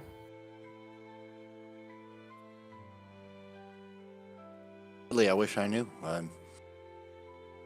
Again, last I remember, we were traveling. We just come off a break near Neverwinter. Gave the crew a couple days off. Said I would meet them down at Waterdeep, and next thing you know, me, my caravan, and my horse, and the tiger ended up here. He was transported like we were. I think they can't be far behind me, though. Although no one can seem to tell me where exactly this is. Obviously, Barovia, and I know we're in Vallaki, but nobody can tell me where Barovia is. Torrin's mouth opened as then he said, obviously, Barovia, and then I shut my mouth again. During your travels, before you came to this place, Again, I'm sorry. I said, during your travels coming to this place, did you run into any fog, mist? Like, Shit nearly excessive. suffocated me. Yeah, it was terrible. I thought if I just went back the way I came, I thought maybe I slept walked or I wasn't sure. But when I tried to go back the way I came, it literally almost suffocated me. It was terrible. So the only thing I could do was move in the opposite direction, and move away from it. Strangely enough, it seemed to follow me. I wish I knew the trick. That'd be wonderful for my show. Have to figure out who's controlling that around here. You have a pretty good idea.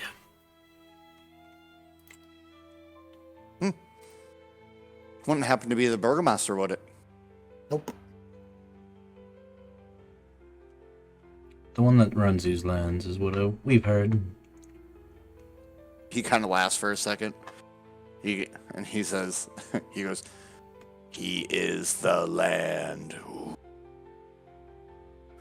I don't know what the fuck they're all talking about. Absolutely deadpan. Have you met him?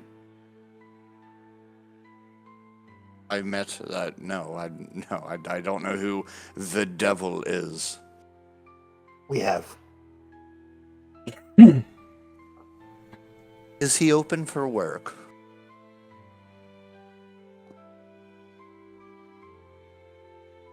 Oh, I want to be a dick and hand him the invitation.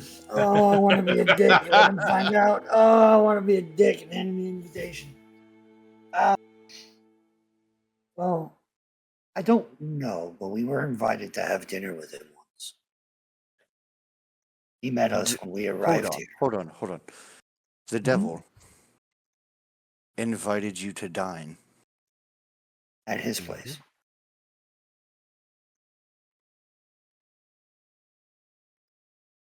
Have you seen him? Don't do that. Don't do that.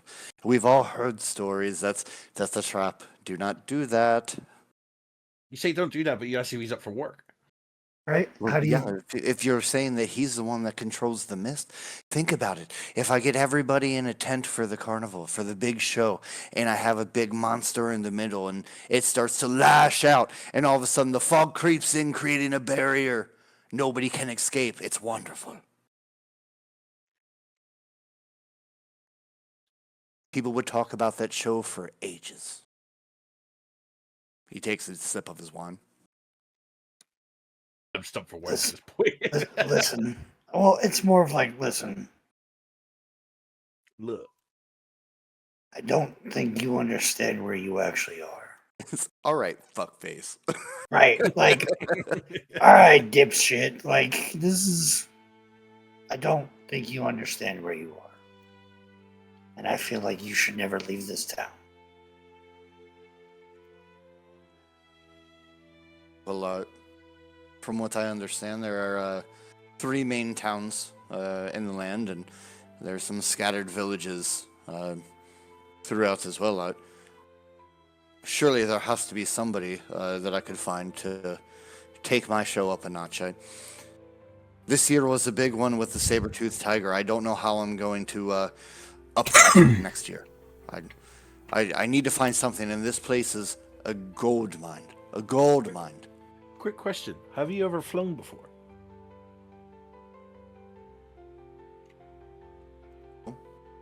Have you ever flown before? There was one time. I went from Icewind Dale back down to Waterdeep on a sky ship. That's the type of flying you mean. I hated it. The very nice but crazy giant that flew that ship kind of stressed me out. I'm not gonna lie. Well, if you go and ask the devil if he wants to join your circus, I'm sure he'll They'll show you all kinds of tricks. yeah. I'm sure he'll make you fly. It'll be the one and only time you will fly, but he'll make you fly. I understand, but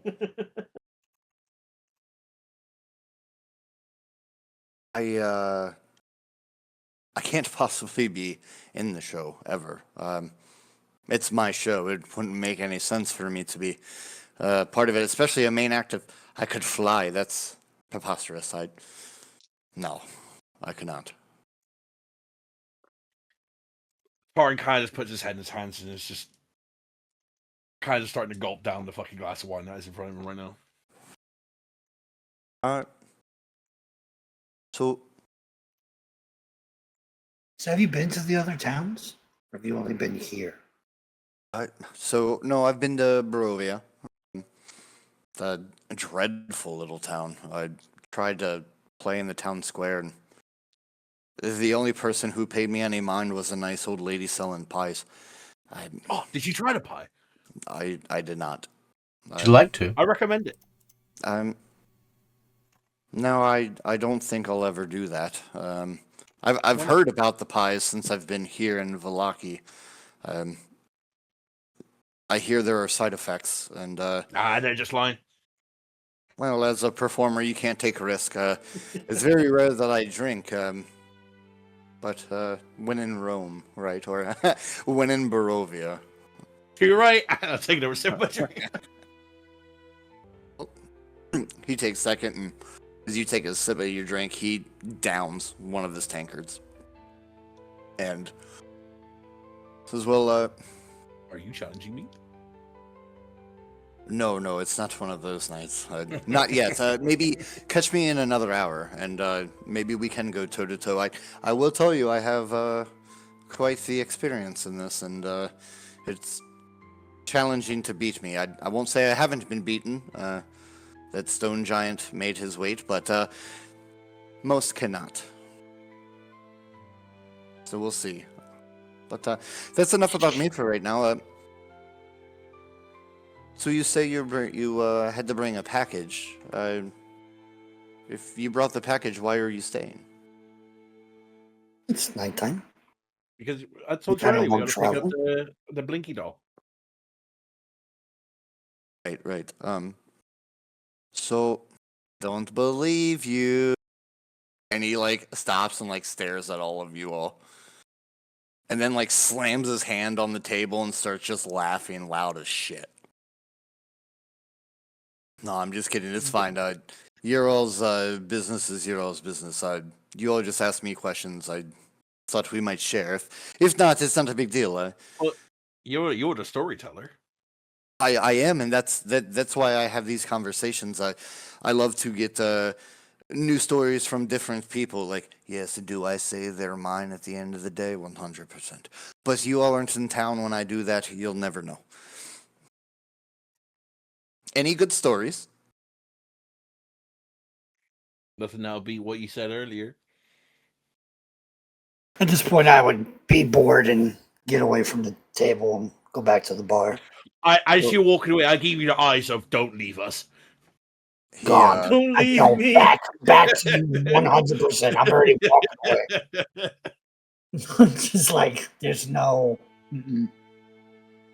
Jinx is still by himself with two individuals, which obviously that's not a problem, but you guys can handle the sweet talker here.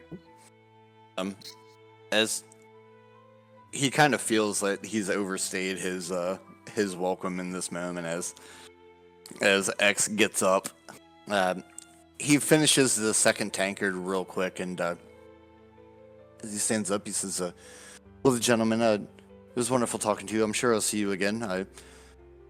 Hopefully, you're not here for just one night. If so, tragic, but it was lovely meeting you, anyways.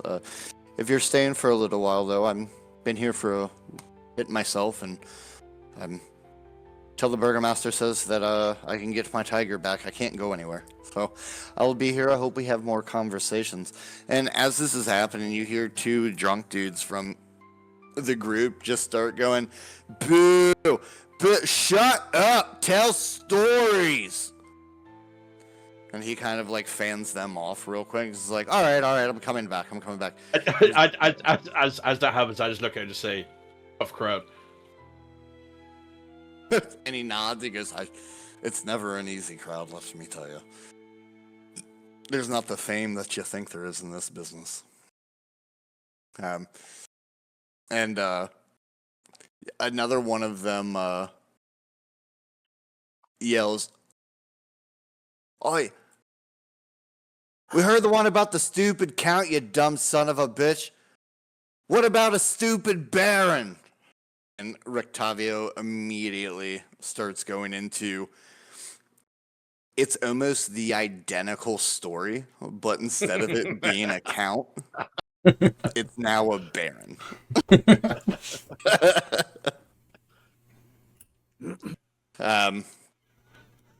Let's see. I just look at Gravin and just yeesh. Yeah. I know a few people he needs to meet. But yeah, he goes up and starts to tell another one of his tales. By this point, Jinx, you would be at that where you're like actively cleaning up.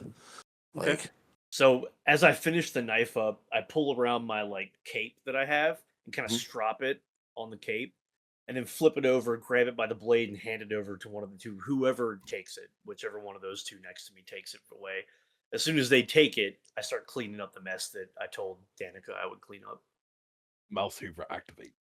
as you're cleaning it up, and as the gentleman sitting next to you like goes to inspect, you hear the clamor going on behind you of these. Go ahead. I was gonna say, as he takes it, I tell him, "Be careful, it's sharper than mine. I haven't sharpened mine in a little bit." He nods and goes, "Christ." And as he's looking at it, his demeanor at this point's kind of changed. Now it's more respectful. Like, you would recognize that, right? Like, yeah, he sees that I wasn't being an asshole. Right, I was genuinely offering to teach him how to try to sharpen his blade. No. And from behind you hear, same with you, X, as you walk back up to the bar. You hear this booing, and these drunken dickheads start running their mouths, right? And after one of the gentlemen says, "What about a baron?" and he starts to tell the story, you hear one of them slam the table and say, "All horse shit." The entire room goes silent.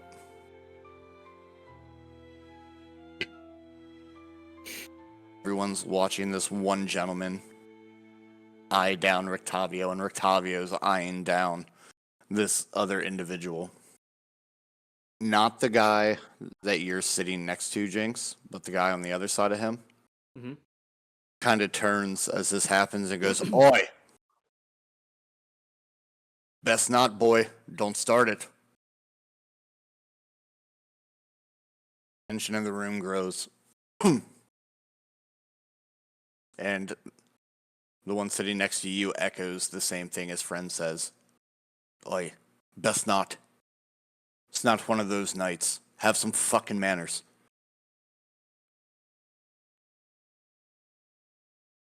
The asshole scoffs. And he goes on a rant saying, "Oh, cowards, the lots of you. Not a funny bone in your fucking bodies." tensions between the drunkards and these two sitting next to you, Jinx, starts to grow in this moment. You all hear Rictavio kind of clear his voice, or clear his throat. He says, "Alas, my friends, but the day has been long, and I must retire. Another day, perhaps. Thank you all, and I will see you tomorrow. Enjoy your drinks, and remember you love each other, you drunk sack of shits." And everybody just, the tension immediately breaks in the tap room. And you all watch as Rictavio goes upstairs, assumably to his room. As soon as he goes upstairs, I message my spider and tell him he's coming. Watch which room he goes in. Okay. Your spider also earlier would have reported to you there's a master bedroom up there, which you would assume that Danica and Erwin stay in. Sure. There's the boys' room where there were two boys staying. Your spider went in and immediately was like, whoop, nope. Right. Because the boys are in there. We're not catching allegations tonight. Yeah. You have your room, 2 extra rooms, and then 1 additional room that has other things in it that would be carnival related. Yeah. By deduction, it has to be his. Right, it has to be, right? Yeah. So then I would, Yeah. okay, well then knowing that, I would tell him, get up in a corner in the room, somewhere you can't be seen, find a dark spot, and just let me know if anything out of the ordinary happens. And then I just go back to conversing with the 2 mountain men next to me. All right. So he goes upstairs. You have the layout of the land. Jinx. Are you guys hanging out downstairs for a little bit longer? You guys have probably been downstairs for at this point, an hour, maybe hour and a half. I would tell these two that Dawn is probably our best bet to try to go to the Blinksy store. Just so we can see if we can catch them there as soon as possible. Get what we need. Get the fuck out. So we probably would be better off going to bed. Okay. As you guys are kind of collecting yourselves, Jinx, the guy sitting next to you ends up complimenting you on your craftsmanship. And while he thanks you, he cannot, he does tell you that he simply just by his own code cannot accept the knife, but it's beautiful. And he admits that he judged you and apologizes and says if you all ever need anything, come down to their store. I don't have the name pulled up right now, but it's the outdoor store. It's the outdoor store. Bass Pro Shop. Essentially, right? Whatever the Yeah, fucking this name week of made this a joke. town is, I don't. It's fine. We'll get yeah. it later. It's not a big deal. Yeah. I'm not too worried about that. I would ask him before they leave or we leave or whoever. Who is the better of the blacksmiths in town? And I start pointing to the recesses on my fingers, and I say, I have some work that needs done. Well, to be fair, there's really only one around town. He should be able to do pretty much anything you would need there. What exactly are you trying to do? Just trying to do a silver inlay.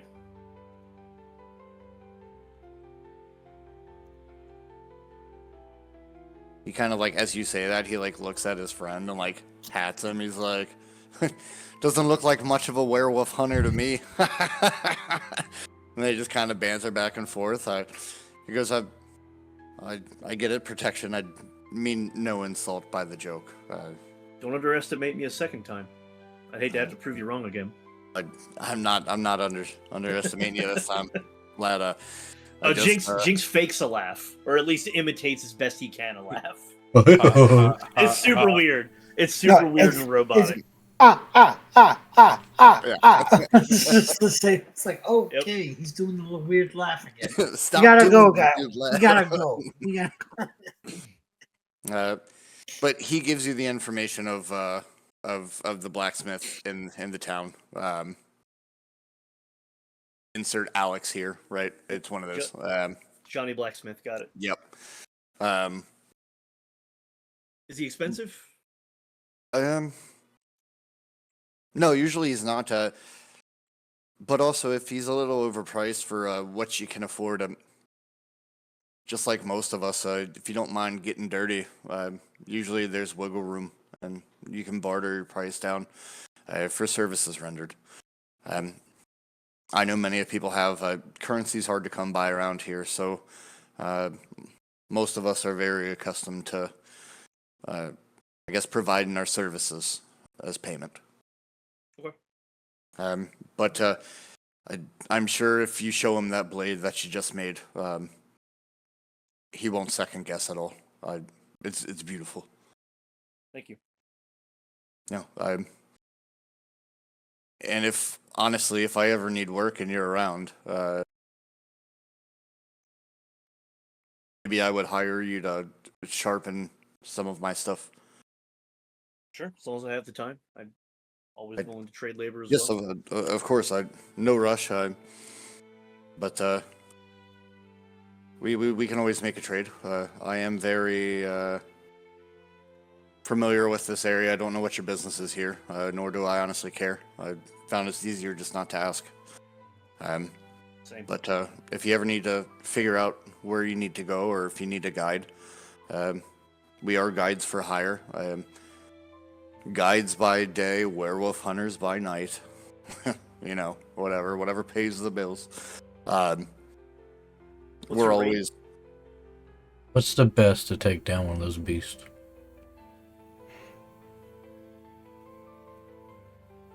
Are you at the? You're not at the bar. You're at the table. Sorry. I'm like, hey, wait. Ignore me. He said, well, honestly, just really depends on where exactly you want to go. It can range from 5 silver a day to 5 gold a day. It really just depends. If you want to go to Mount Gask, I'm going to charge. It's very deadly, treacherous. It's cold. It's a hard trek.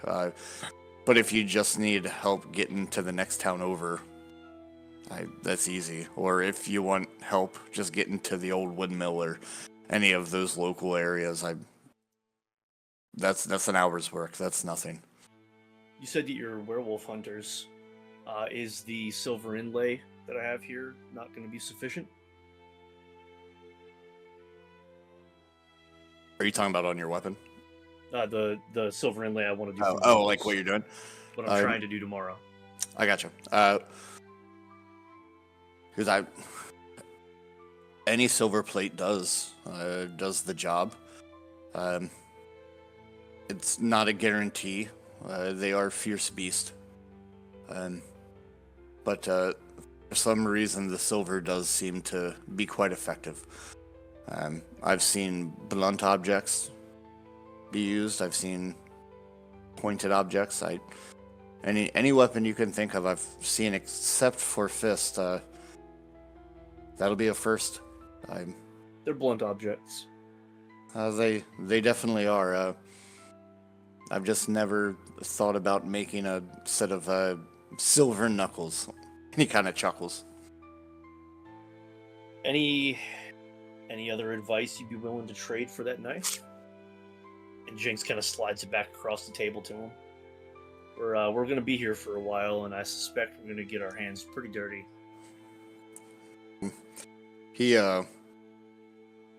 kind of pushes the knife back towards you and says, "I keep it. You proved your point. Just be careful. I'm sure you're aware the Slavic woods are quite dangerous. Mm-hmm. Places that hide within the woods are even more dangerous. And Ironically enough, those of you who come through the way you have, travelers, you all seem to want to go to the depths. Just make sure you bring a light. It's dangerous. Okay. As far as my services go, I will lead you and can lead you to most places. But I will not go with you. I am not one of those people. Okay. I can teach you about the lands if you want to visit any of the rivers or lakes. I know them like the back of my hand. If you want to see the mountain peaks of Kresk, we can do that. There's a But it swamp costs you. nearby. What should we keep an eye out for there? Saw some pretty large things moving around in the swamp from Uh, a surprisingly high height that I happened to be in, but that's a different story. He goes, well, he kind of leans in. He goes, before I say anything, I'm not making this shit up. I've seen some crazy stuff. I doubt that I would think that you were making anything up. On one of the nearby crags up on the cliff, there resides a large, large bird. I saw it. I saw the nest at least. Everybody calls it a rock. Doesn't look like a rock, and they spell it stupid. It starts with a V. It makes no sense. Either way, I've seen...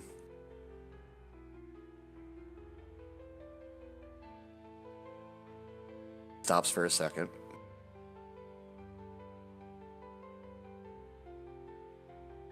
I've seen what that monstrosity can do if it has its eyes set on you. Just be wary of that. Other than that, everything in the swamp is deadly. The blights, the goddamn twig blights. Little bundles of twigs that become animated as humanoids. Carry toxins. How do they react to fire? Well, it's wood. Hey, just making sure. Sometimes that doesn't matter. Yeah, no, fireworks wonderfully. And then, of course, you have your old rumors. Rumors of hut that moves around the swamp with bird legs. And it says that the... DJ said that, not Jinx. Oh, okay. I was like, what?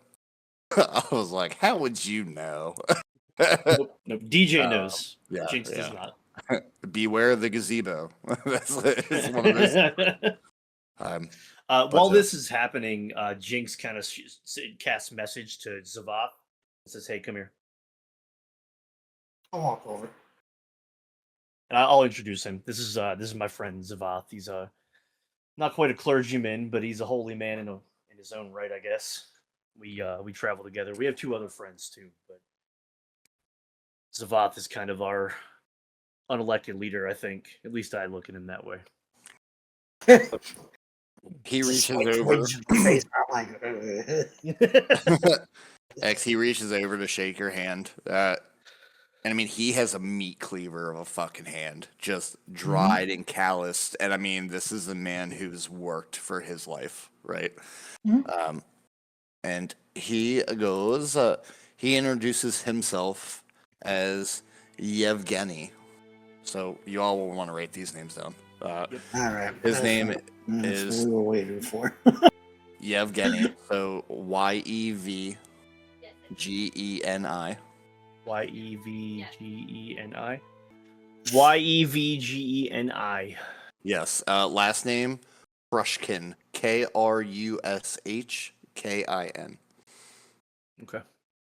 And he says he introduces his friend, which I'm going to try to pronounce this. I'm just going to end up spelling it for you because this is the most Slavic fucking name ever. You ready for it?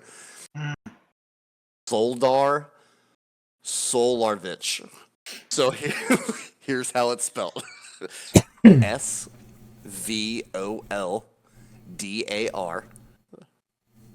Boulder. Soldar. Last name Talk more. SZOLAROVICH.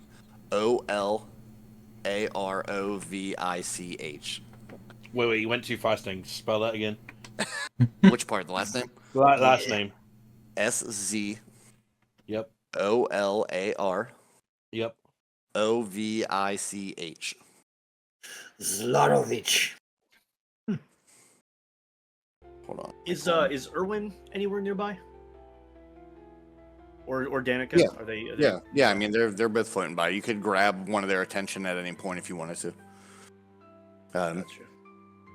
But he would say that yes, there's old folklore about essentially a small hut that sprouts chicken legs and roams around the Slavic forest at will, mainly in the swamps. They both start to kind of cackle because they swear they've never seen it, but apparently it exists.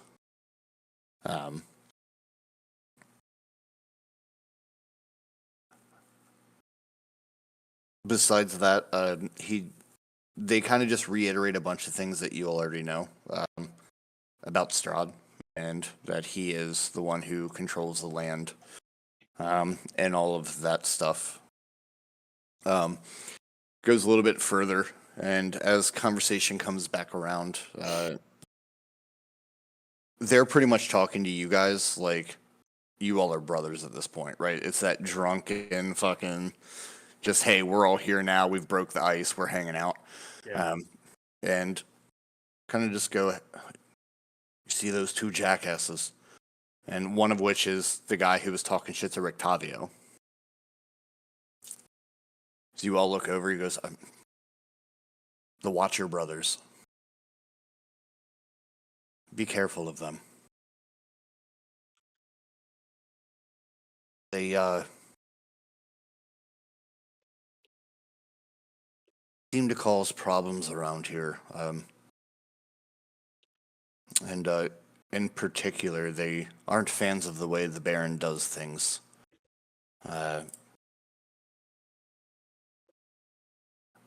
They can just be snakes. I'll leave it at that. I don't want to impose too much of an opinion. But them and their mother are a special breed. Not like, and like, as all of you are, like, breed.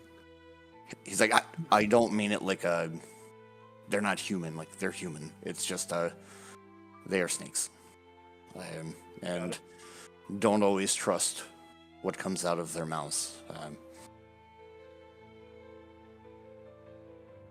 If you ever see them and they want to talk to you, there's a reason. Just be careful. That's probably the best piece of advice I could give you.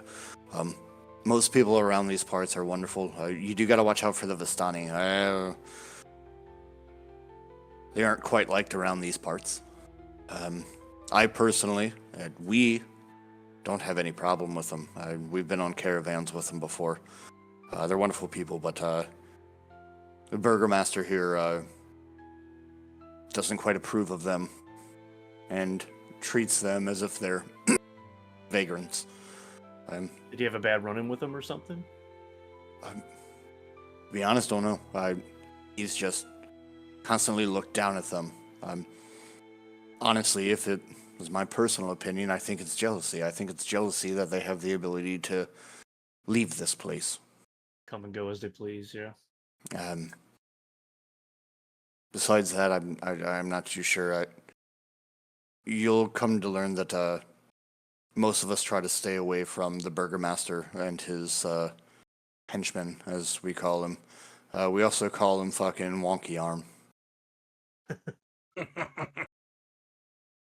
We heard he had a devil's arm or something along those lines. He does, and he wears it proud.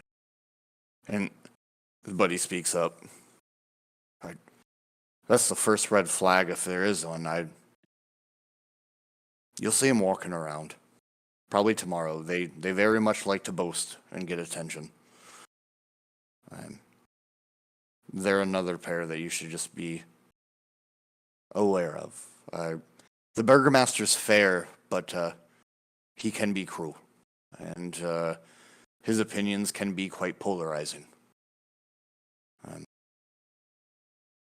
I will say is they take law very serious in this town. Just mind your business, and you shouldn't have any problems. Anything outside of the town, y'all are more than welcome to stop by the shop. We're on the northwest side of town. And for you all, I do have a map of Vallaki. I'll share with you all in Foundry at the end of this. That way you all have it. But they essentially give you all little tidbits here and there.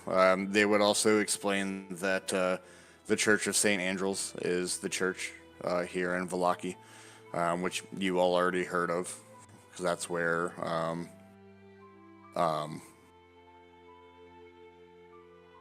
Rena was going, right? But other than that, they didn't really give you all any additional information that you all wouldn't have had already, other than what I've said. Okay. So instead of sitting here repeating everything you guys already know, Right. especially since we're trying to end around 10 tonight. That's about it.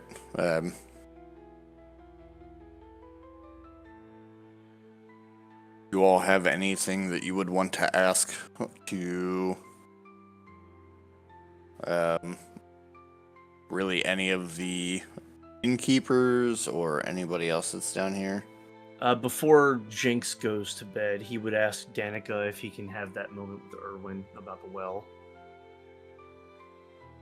Oh, If that's still on the table. Yes, of course. She goes, I'm sorry, we just got so busy, and then the tension from the heckling out here. Let me go get him real quick. He comes out and says, the lady says, you want to look at the well? Well, it's a little more complicated than that. She told me you repaired it. I'm a I did. practitioner of the artifice myself, and figured I'd just give it a once over and maybe give you some advice or tips or anything along those lines. If you were interested, I'm not trying to overstep or offend. Oh, that's perfectly fine. We had a pretty rough rain, probably about 2 months ago. The well actually ended up overflowing, and I think a lot of the water erosion led to a weak wall. So we were losing water quite quickly. With it being practically drained, I did go down into the well and patch the foundation as best I could. You're more than welcome, and it shouldn't be that full yet. We do have a lowering system out there on a rope. It's quite easy to get down in there if you would like to. You're more than welcome to look at it. Sure, I'd be happy to take a look at it. Maybe we can, if depending on how long we're going to be in town, maybe we could look at a way to set up a drain so it doesn't overflow on you again, like an overflow sort of system. That would be wonderful. Or even if we could do and he gets kind of excited as you're saying this, like you see like that turn in him. Yeah. He's like, well, what if we have to overflow to a collection? That way there's no resource wasted. Yeah, that's doable. I've got extra barrels. All right, well, let's go look at it, and we'll figure out what exactly we would need. And if you need helping hands, I've got more than enough people around here. I can muster up, and we could do this in a couple days' time, I'm sure. Yeah, let me talk to the group and see how long we're going to be in town, and we'll go from there. Well, we can go out and look at it right now, and then Sure. Of course. That'd be great. And he kind of just like grabs you by the arm, and just like he's just ranting about like I have all of these ideas. Like yeah, if we have and I have someone I can talk to about it now. Right. It's like when you and I get together, and we're like, so bees, right, right. Or hey, I have this fucking idea. While we're walking out, I take the knife that I made, and I'm just like, hey, do you want this? I tried to give it to the mountain men, but they didn't want it. What do I owe you for? Nothing. I just don't need it. You sure? Yeah. I can always use a new knife. Then he kind of takes it and looks at it. He goes, Be really careful. It's really sharp. He kind of takes Think of the sharpest knife you've ever had. It's sharper than that. He takes it and puts it at like a 45 and like runs his thumb just on like the side going with the grain, you know? Yeah. And he was like, it's beautiful. If you ever decide to give up the adventure in life, I think this might be your niche. We'll see. It's beautiful. Thank you. Of course. I was just gonna throw it away. I made it sitting at the bar like 20 minutes ago. That's what you were doing. Yeah. I saw the metal shavings everywhere, and I had no idea what you were doing. Well, the mountain men thought that I was offending him, and Jinx just goes into this whole fucking elaborate story of the situation and the Yeah. perspective, So as that's going on, he's like, "Yeah, so the well's this way." and Jinx just follows, still just Yeah. yapping at the fucking mouth. Yep. But no, yeah, he would take you over to the well, no problem. He would lower you down in. You could see where he did the patchwork. You could see with your expertise, like where the issues arose from, and you could come up with the plan pretty quick, like in your head, right? Yeah. Of like, oh well, here's what I would do. Okay. And if you talk to him about it, he would love it. From down in the well, I cast message and send it to him and tell him via the spell. I don't know how he would respond to that, or whether it would scare the shit out of him or what, but he responds, but like he yells back down into the well. And he was like, "Knives and tricks. What else can you do?" oh, those extra secrets cost more. Jack of all trades, I love it. There's not too many of us like this anymore. Not really, no. Not in my travels, at least. If you're ready to come back up, I'll go ahead and hoist you up, and we go from there. Yeah, let's do it. He'd hoist you back up, and you guys could talk about whatever the crazy ass fucking satisfactory pun intended. I'd run him through my Like, plan yeah. and what he would Yeah. need to do for us to accomplish it. And if Yeah. for whatever reason I can't be there He to help, I would would just. make a character that can craft shit. I told you, it's me, man. Like, It's come literally on. DJ. Like, yeah. You fucking would. Satisfactory, fucking Minecraft, all of it, bro. Valheim. Now I got him on 7 days to die. Oh shit! I know, right? Now I'm on 7 Days to Die, and that's a crafting game. But no, I would explain to him what I would do. I would give him details. I would sketch out plans Sure. just in case I can't be there to help. 100%. He'll take whatever you want, and he reiterates, "There's no rush." He appreciates whatever advice and input you give him. And if you're around, you're more than welcome to help. If you don't want to help, he at least has the plans, and he can go forth when he has the time. So he does make a comment that he hopes you all are staying around at least for a couple days. The festival of the burning sun is coming up, and he's like 4 days, because it's nighttime. In 4 days, it's a pretty big deal around here. We have and he would explain that they have a festival every week. The burgomaster loves to have these celebrations weekly. And while the name changes, nothing about the celebration ever changes. It's just always the same type of party with the same fireworks, with the same food, with the same drinks, with the same everything. But it's ingrained in their culture in Vallaki that every week they have this celebration. But he does explain that this one is different because this one also aligns with the Saint. Oh my God, what's the church name? St. Andrews. There we go, Andrel. Thank you. With the St. Andrel's Feast, which he explains is an annual holiday, and it's the day they celebrate St. Andrel's and his forming of the commune that has grown into the church here in town.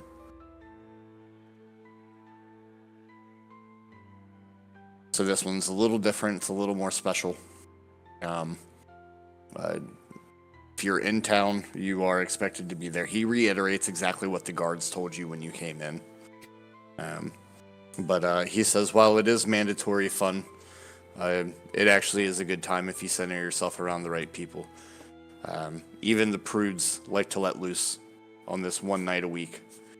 And you see a different side of everybody. Torin will like Prude's cut finally let him loose. He's a lonely guy. Oh, he's looking for a lady. Shots fired. You just hear stone turn as I rotate on my chair. Just well, there's plenty of those. Plenty of them. I'll leave it at that. Some are better than others, but at the end of the day, they're all crazy. The goal is to find the least crazy ones. The most crazy are usually the fun, from what I understand. Not they that are. I've personally partaken. Oh, no, I have. I once had a tussle with a Shadar Kai. She was tons of fun, but I would never marry her. She would kill me in my sleep.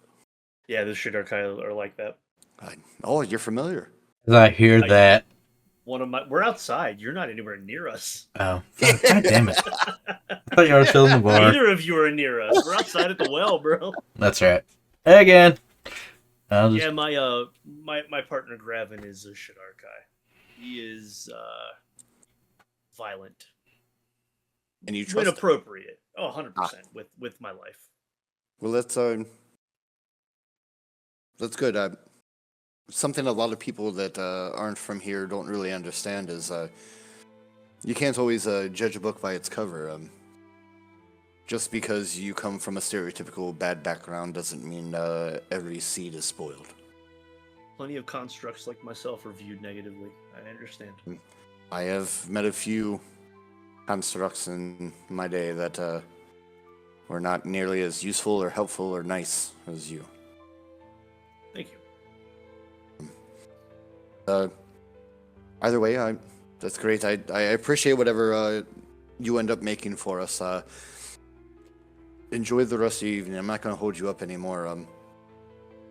Before you all head out, I'll come meet you all in the morning. And I know we don't do breakfast, but I do have some fresh eggs and some leftover steak. I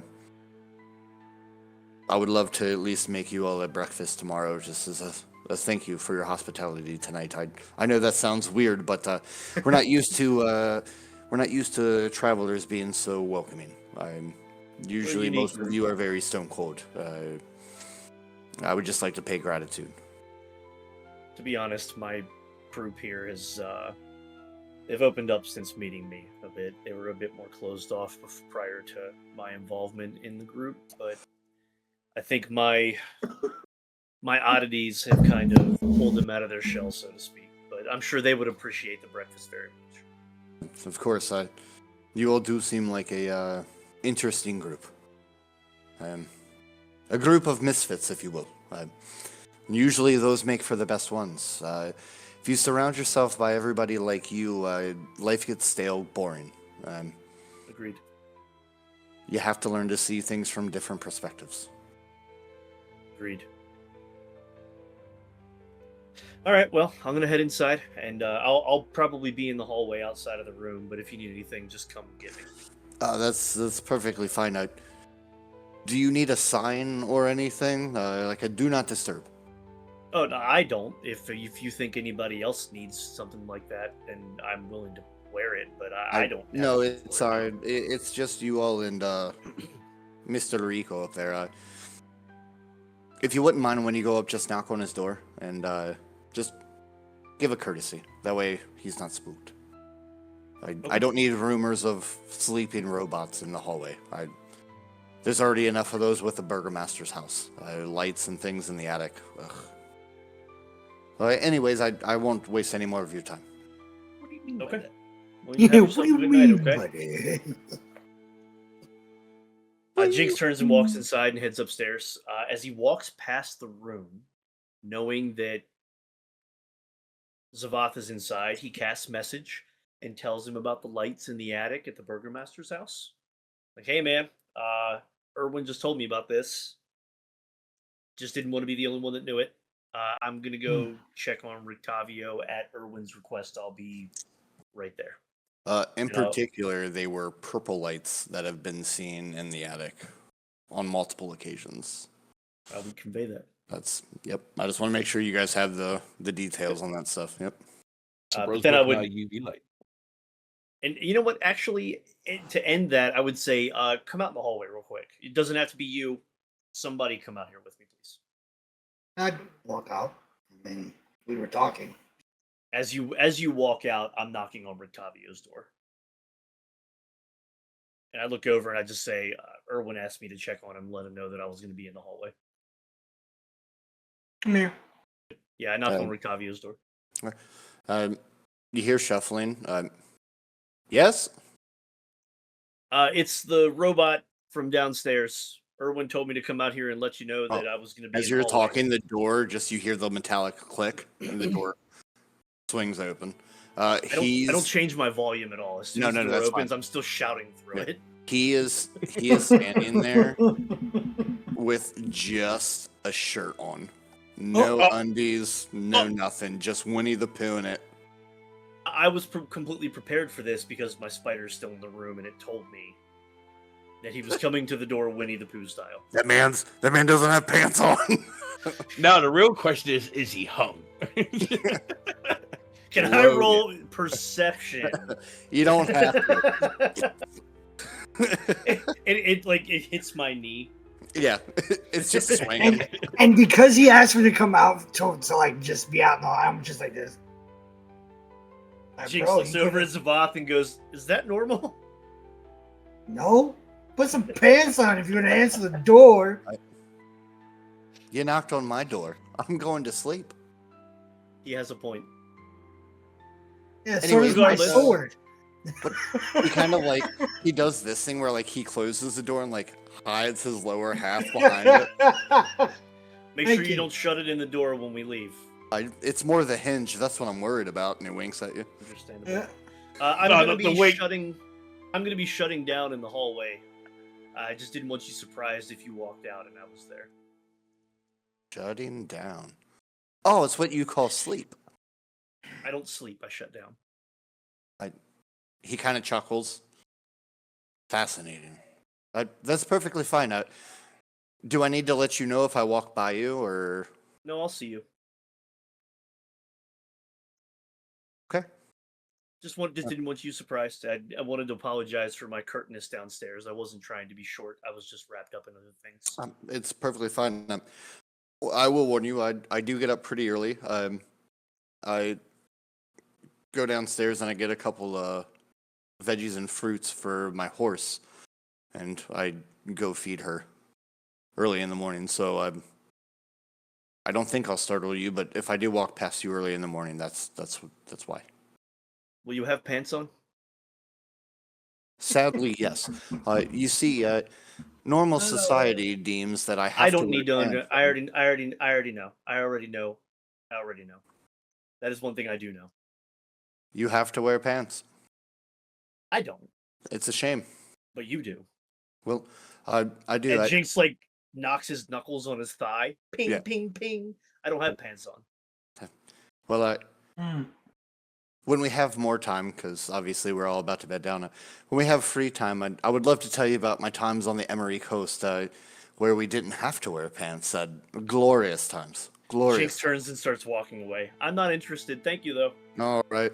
All right. Well, have a good night. All right. All right. And I pop in the room and just say, I'm going to shut down. Do you guys need anything? Do we need to talk about anything? I told him about some lights in the Burgermaster's house. Did he convey that to you? Not yet? Because when you said all that, you also told me to come outside. Yes, you're right, I did. So, yeah, purple lights in the Burgermaster's attic, apparently. Been seen multiple times. Erwin told me. That's all I know. And Jinx turns around and walks back out of the room. Awkward as fuck. I'm just like shutting the door. And I'm like, knocked on that motherfucker's door and come out with his ting tang hanging out. I don't understand. Like, who answers the door like that? Well, thank fuck he have had you you met and me? not us. I'm Rictavio. Like what? Well aware of who the character is. With a lot smaller penis. Yeah, right. I was Hey, gonna say, did he That poke you door in the eye? jam fucking meant business. But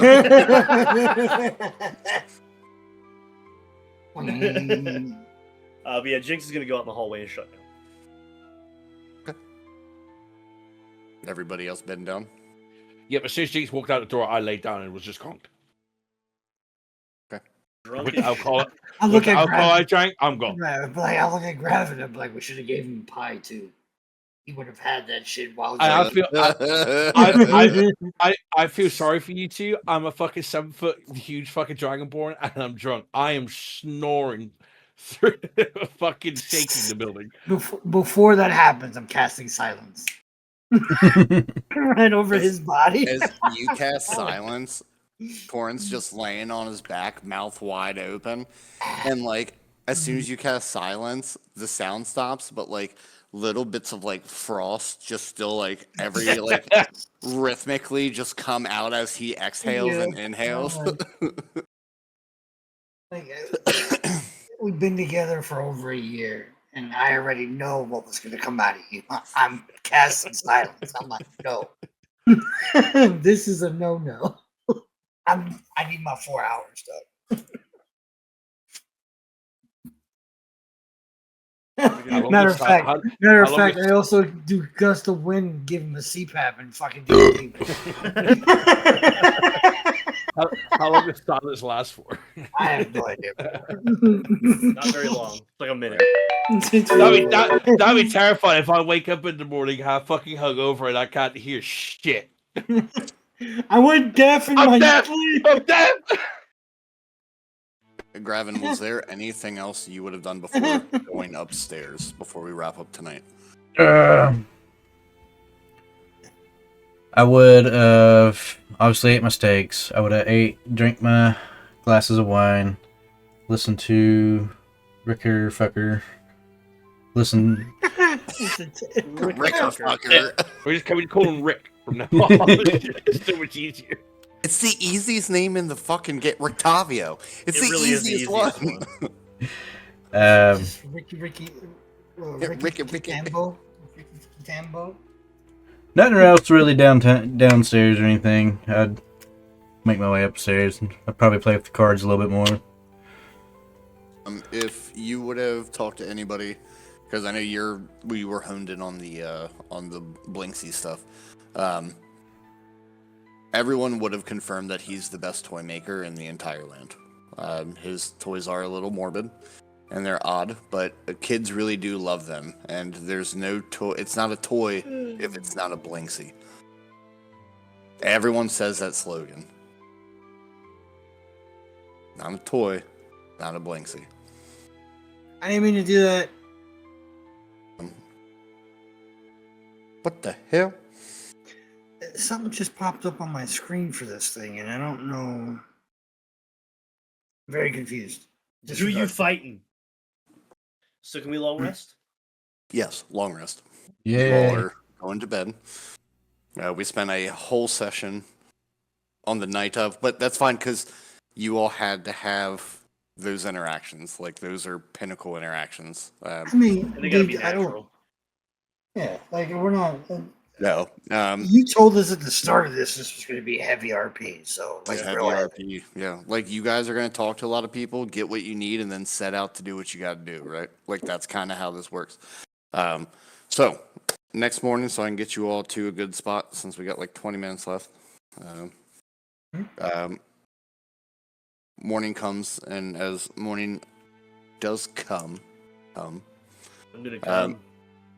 Almost at the same time, Jinx, you see Rictavio leave out of his room with a wrapped package of sorts. It's just like a couple things that are wrapped in like a cloth, right? And as he walks by you, he just kind of stops and just says, "Hello, good morning." I don't respond for a second. He just kind of like awkwardly is like, "All right, I'm gonna go feed my horse now." After like a good pregnant pause, Jinx just goes, He goes and throws his fucking what he's holding in his hand, and as the sheet flies into the air, a couple apples and sugar cubes just kind of like fall all over the place. And he's like, can I make a dexterity saving throw to try and catch as much as I can? Yeah, that's fine. Actually, let's do so I'll say that since you planned it, you'll be able to catch some stuff. I just want to see how gracefully you do it. So performance. Performance, okay.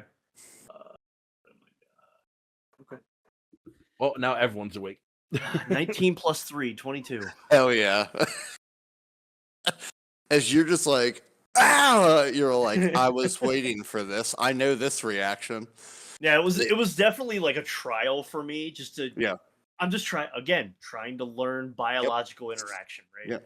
As he kind of spooks and tosses this fucking wad of like horse food essentially into the air, you watch as like apples and sugar cubes just kind of like start to like scatter around the air, and immediately, like with grace that really no one ever sees, like you immediately reach up, grab the fucking like linen that was all wrapped in, and like pull it out to where everything lands in like on the sheet, and you just fold it back up and go to hand it to him. Yeah. Here you are. Spider-Man meme. Right? You see that shit? This is amazing. Here you go. He's by Sylvanas. What the fuck? Oh, she scared me. Yes, I was trying to scare you. You shouldn't do that first thing in the morning. Well, you're awake now, right? I was already awake. But now you're more awake. I almost had a heart attack. But you didn't. All right, he's just like grabs his like he just grabs his package. All He's just right, like I'm done. He was like, as he walks away, he's just like, "It's good to see you too. Good morning. Have a good day." Good morning. Have a good day. Everybody in the room in a slumber. Hold on, in a slumber, you all just hear, "Good morning," and then just ah! I mean, technically, I probably would have already been awake by now, so I would have just heard the yell. And it'd be a moment of, "It's the crow again." No, like to myself, not to anybody else. It'd be all in my head, like, "It's the crow again." Zavath, I look at you and just say, "Is that a fucking child screaming?"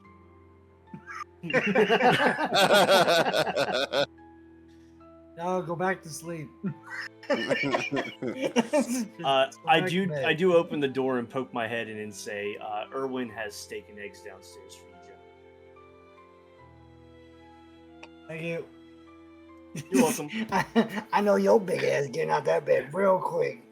Sitting up, just what? While you guys are eating, I'm gonna go ahead and head down to the blacksmith. I hope to be done before you're finished. Yep. And I'll close the door, and I'm out the door in the streets and headed down the road. Yours is really easy. You know where to go.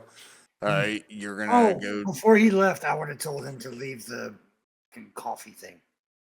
The bottle of Boundless coffee. Yes.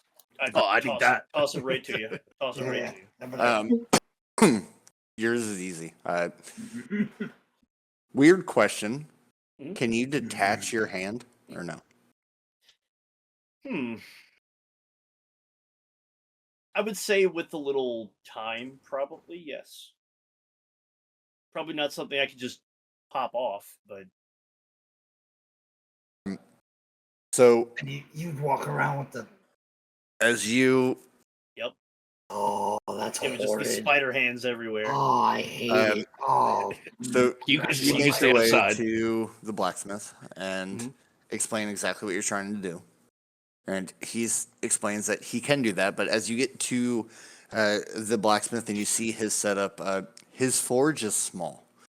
This is gonna take a while. This is definitely like a mom and pop, like it's a home brewer, right? That's the best Yeah. way I can describe it.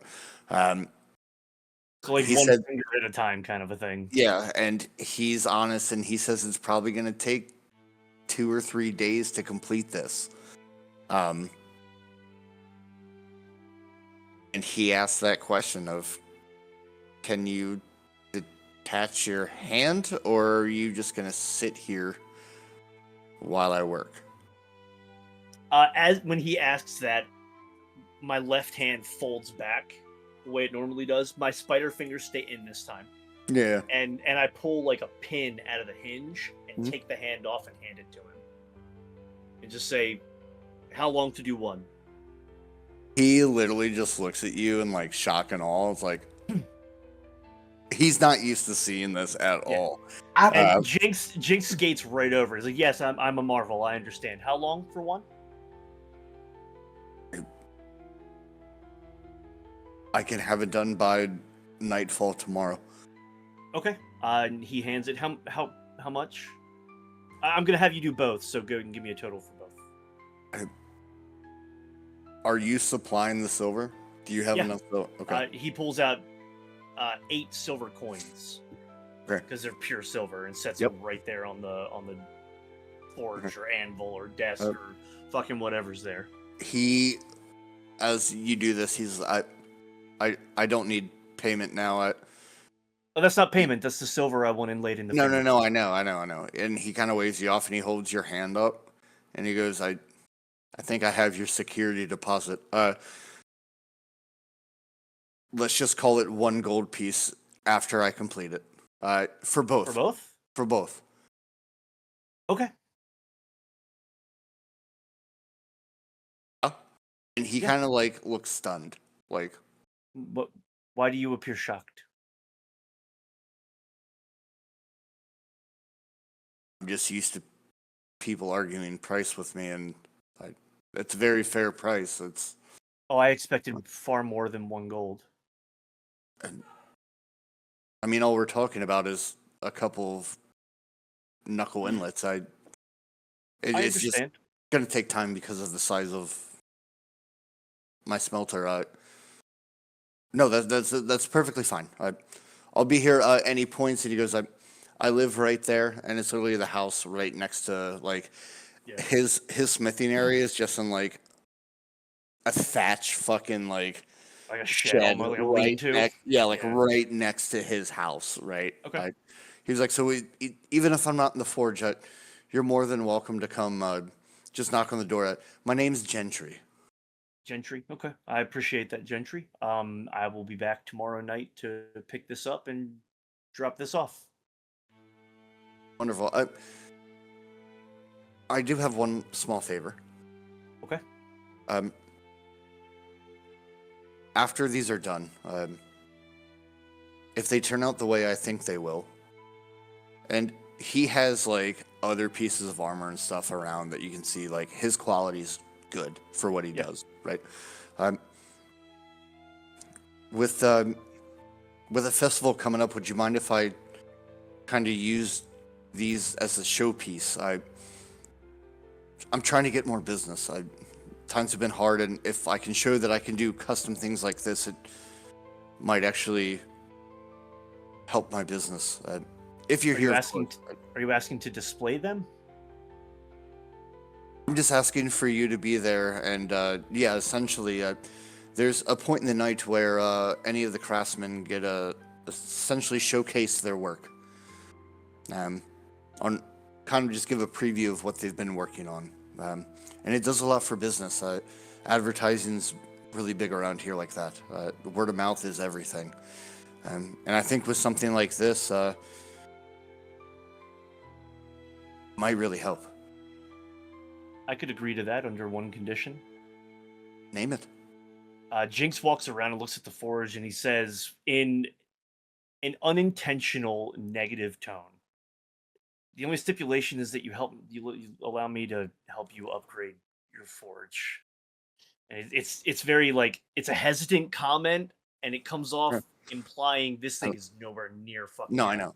And he goes, I mean, it's not that bad. It gets the job done. It's not that good either. I don't mean that. I'm not trying to be disparaging. Just No. I can really improve it for you. It's. I appreciate that, but I couldn't pay you. I'm not asking for payment. So you're saying you're going to upgrade my workshop and pay me to make your fist? Yes. I feel as though 1 gold is nowhere near an adequate price for the work that I'm asking you to do, and I am also a tinkerer myself, and I tend to get a little frantic when I don't have things to work on. And if we're going to be in town for a little while here, I'm going to need something to keep me busy. It's a catch. No catch. Swear on it. Swear on it. On St. Andrew's bones itself. Sure. I have no particular fondness or reliance on a deity, so frankly, that swear means nothing to me. But if it makes you feel better, I'm happy to make it. You don't have a filter, do you? No. He just took off his hand in front of you. Yeah, right? He Like takes his that. hand out and puts it towards you to shake it. It says, Which The wrong does he hand. stick out? They're right. They're right. They're right. Okay, then I shake his hand with my right hand. Yeah. Oh, yeah. boy. Oh. No, he hands that out and says, there's not many like you. I respect that. A lot. Thank you. And as long as you don't break my shit, if you break it, I'm killing you. But I doubt that. But if I break it, I'll fix it. he just laughs and grumbles. Like, you know what I mean? Like, he's like, okay, a deal's a deal. Okay, I'm going to start working on a bellows for you, because you definitely need one. That would help a lot, actually, yes. I Indeed just it would. can't afford it. I got it. Don't worry. I'll be back later this afternoon, assuming that I'm not wrapped up in something else. But I'll return. That's perfectly fine. Even in the night, you have access to any of this. If whatever you need to do. Okay, I appreciate that. It's better because you got to use your other fucking hand. Only Yeah, thing I keep the spider shit retracted, Yeah, unless I I got you. specify that I'm putting. it out. Yeah, I got you. Mm. Okay. All right, so you all come downstairs, and there is a wonderful breakfast waiting for you all, and Erwin's down there. He says, how did you all sleep? Great. So, you all come downstairs. There's a wonderful breakfast. And Erwin says, I hope you all slept well, and you all answer him like we just did. He says, please, usually we don't do this, but eat. It'll all go bad. So, and he looks around and it's, where's the mechanical one? He went to the He went blacksmith. to the blacksmith. No, where's I? You know what? He doesn't really eat anyways. I'll sit down and join you if you don't mind. Sure, please. You all sit down and eat, and he's for sake of brevity. He's going to take a minute and kind of reiterate a bunch of the things that you all have already heard about the town. It's a very lawful town. Weapons aren't an issue unless they're branded.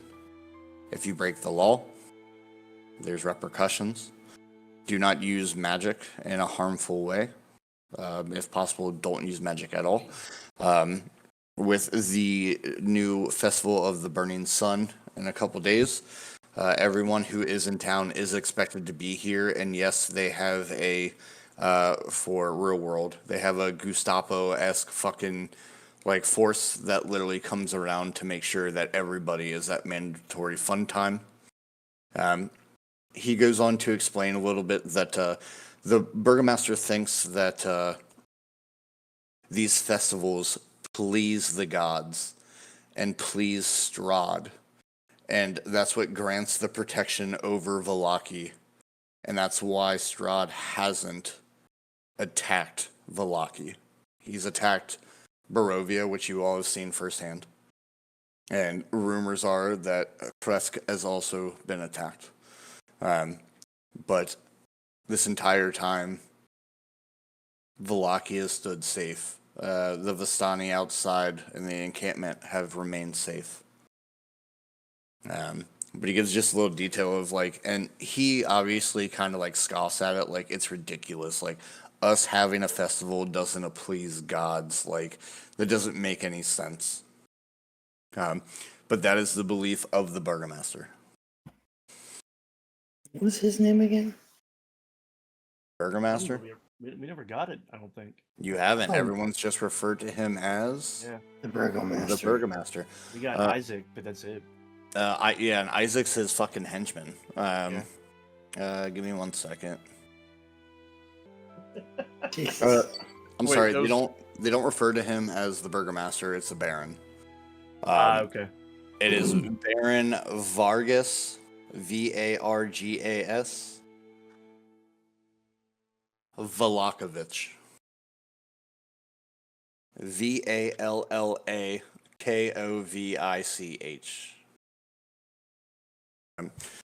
He would explain that that is at least what the Baron believes has been keeping the city safe. So every week there is a new festival, a new celebration to ensure that the gods themselves are pleased and continue protection. He explains that not everybody believes this. But we'll get into the political stuff next session where we have more time to get into the political stuff. But yes, that is his name.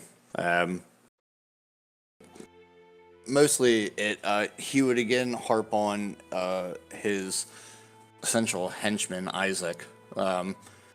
Isaac has a short fuse and has no issue bidding the barons due, whatever that may be. He's hard to talk to. Won't listen. And he will jump without questioning why. And most people around the town fear him because of that. We're talking about the Baron, right? Isaac, his henchman. Yeah. Got it. Sorry, I missed that.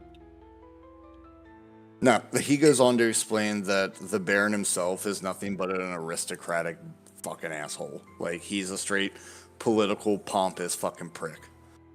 Like, he goes on a little bit of a rant of how that whole family is corrupt. Doesn't have any interest in anything or anyone other than himself and what is his. But for now, that's how things are. With all that, we'll go ahead and wrap this up. And I know how I'm going to wrap it up. You guys were going to the toy store, right? Yes. Yep. Okay. Let's stop one. So, as you all walk out into the city as the sun, from what you guys now know as the sun through the haze, begins to crest over the horizon. While the town's not hustling, bustling, as you all are walking through the village, businesses start to open, chimneys start to actually smoke. I just want to say that I got back right as you all were walking out the door. We are together. That's fine. Just to call that out. Yep. Nope. That would be good timing. Or really even en route. It doesn't matter. Like, Yeah, you whatever. all would be Either all way, right. we're together. Is the point. As you all meet back up, you eventually do come to a corner on the western side of town with there's a building with a wooden sign that has a carousel engraved on it, and above it, mostly worn out, but you can still make it out, it says Blinksy's Toy Store. You all enter. As you all walk in, a bell rings as you open the door. You walk into a quiet, quaint shop. It's quite dark. Many of hand-carved wooden toys and assorted dolls rest on shelves. As you look around, there are carousels with essentially human skeletons as horses. You have upside-down crosses with sacrificial bodies on them. You have various types of voodoo dolls.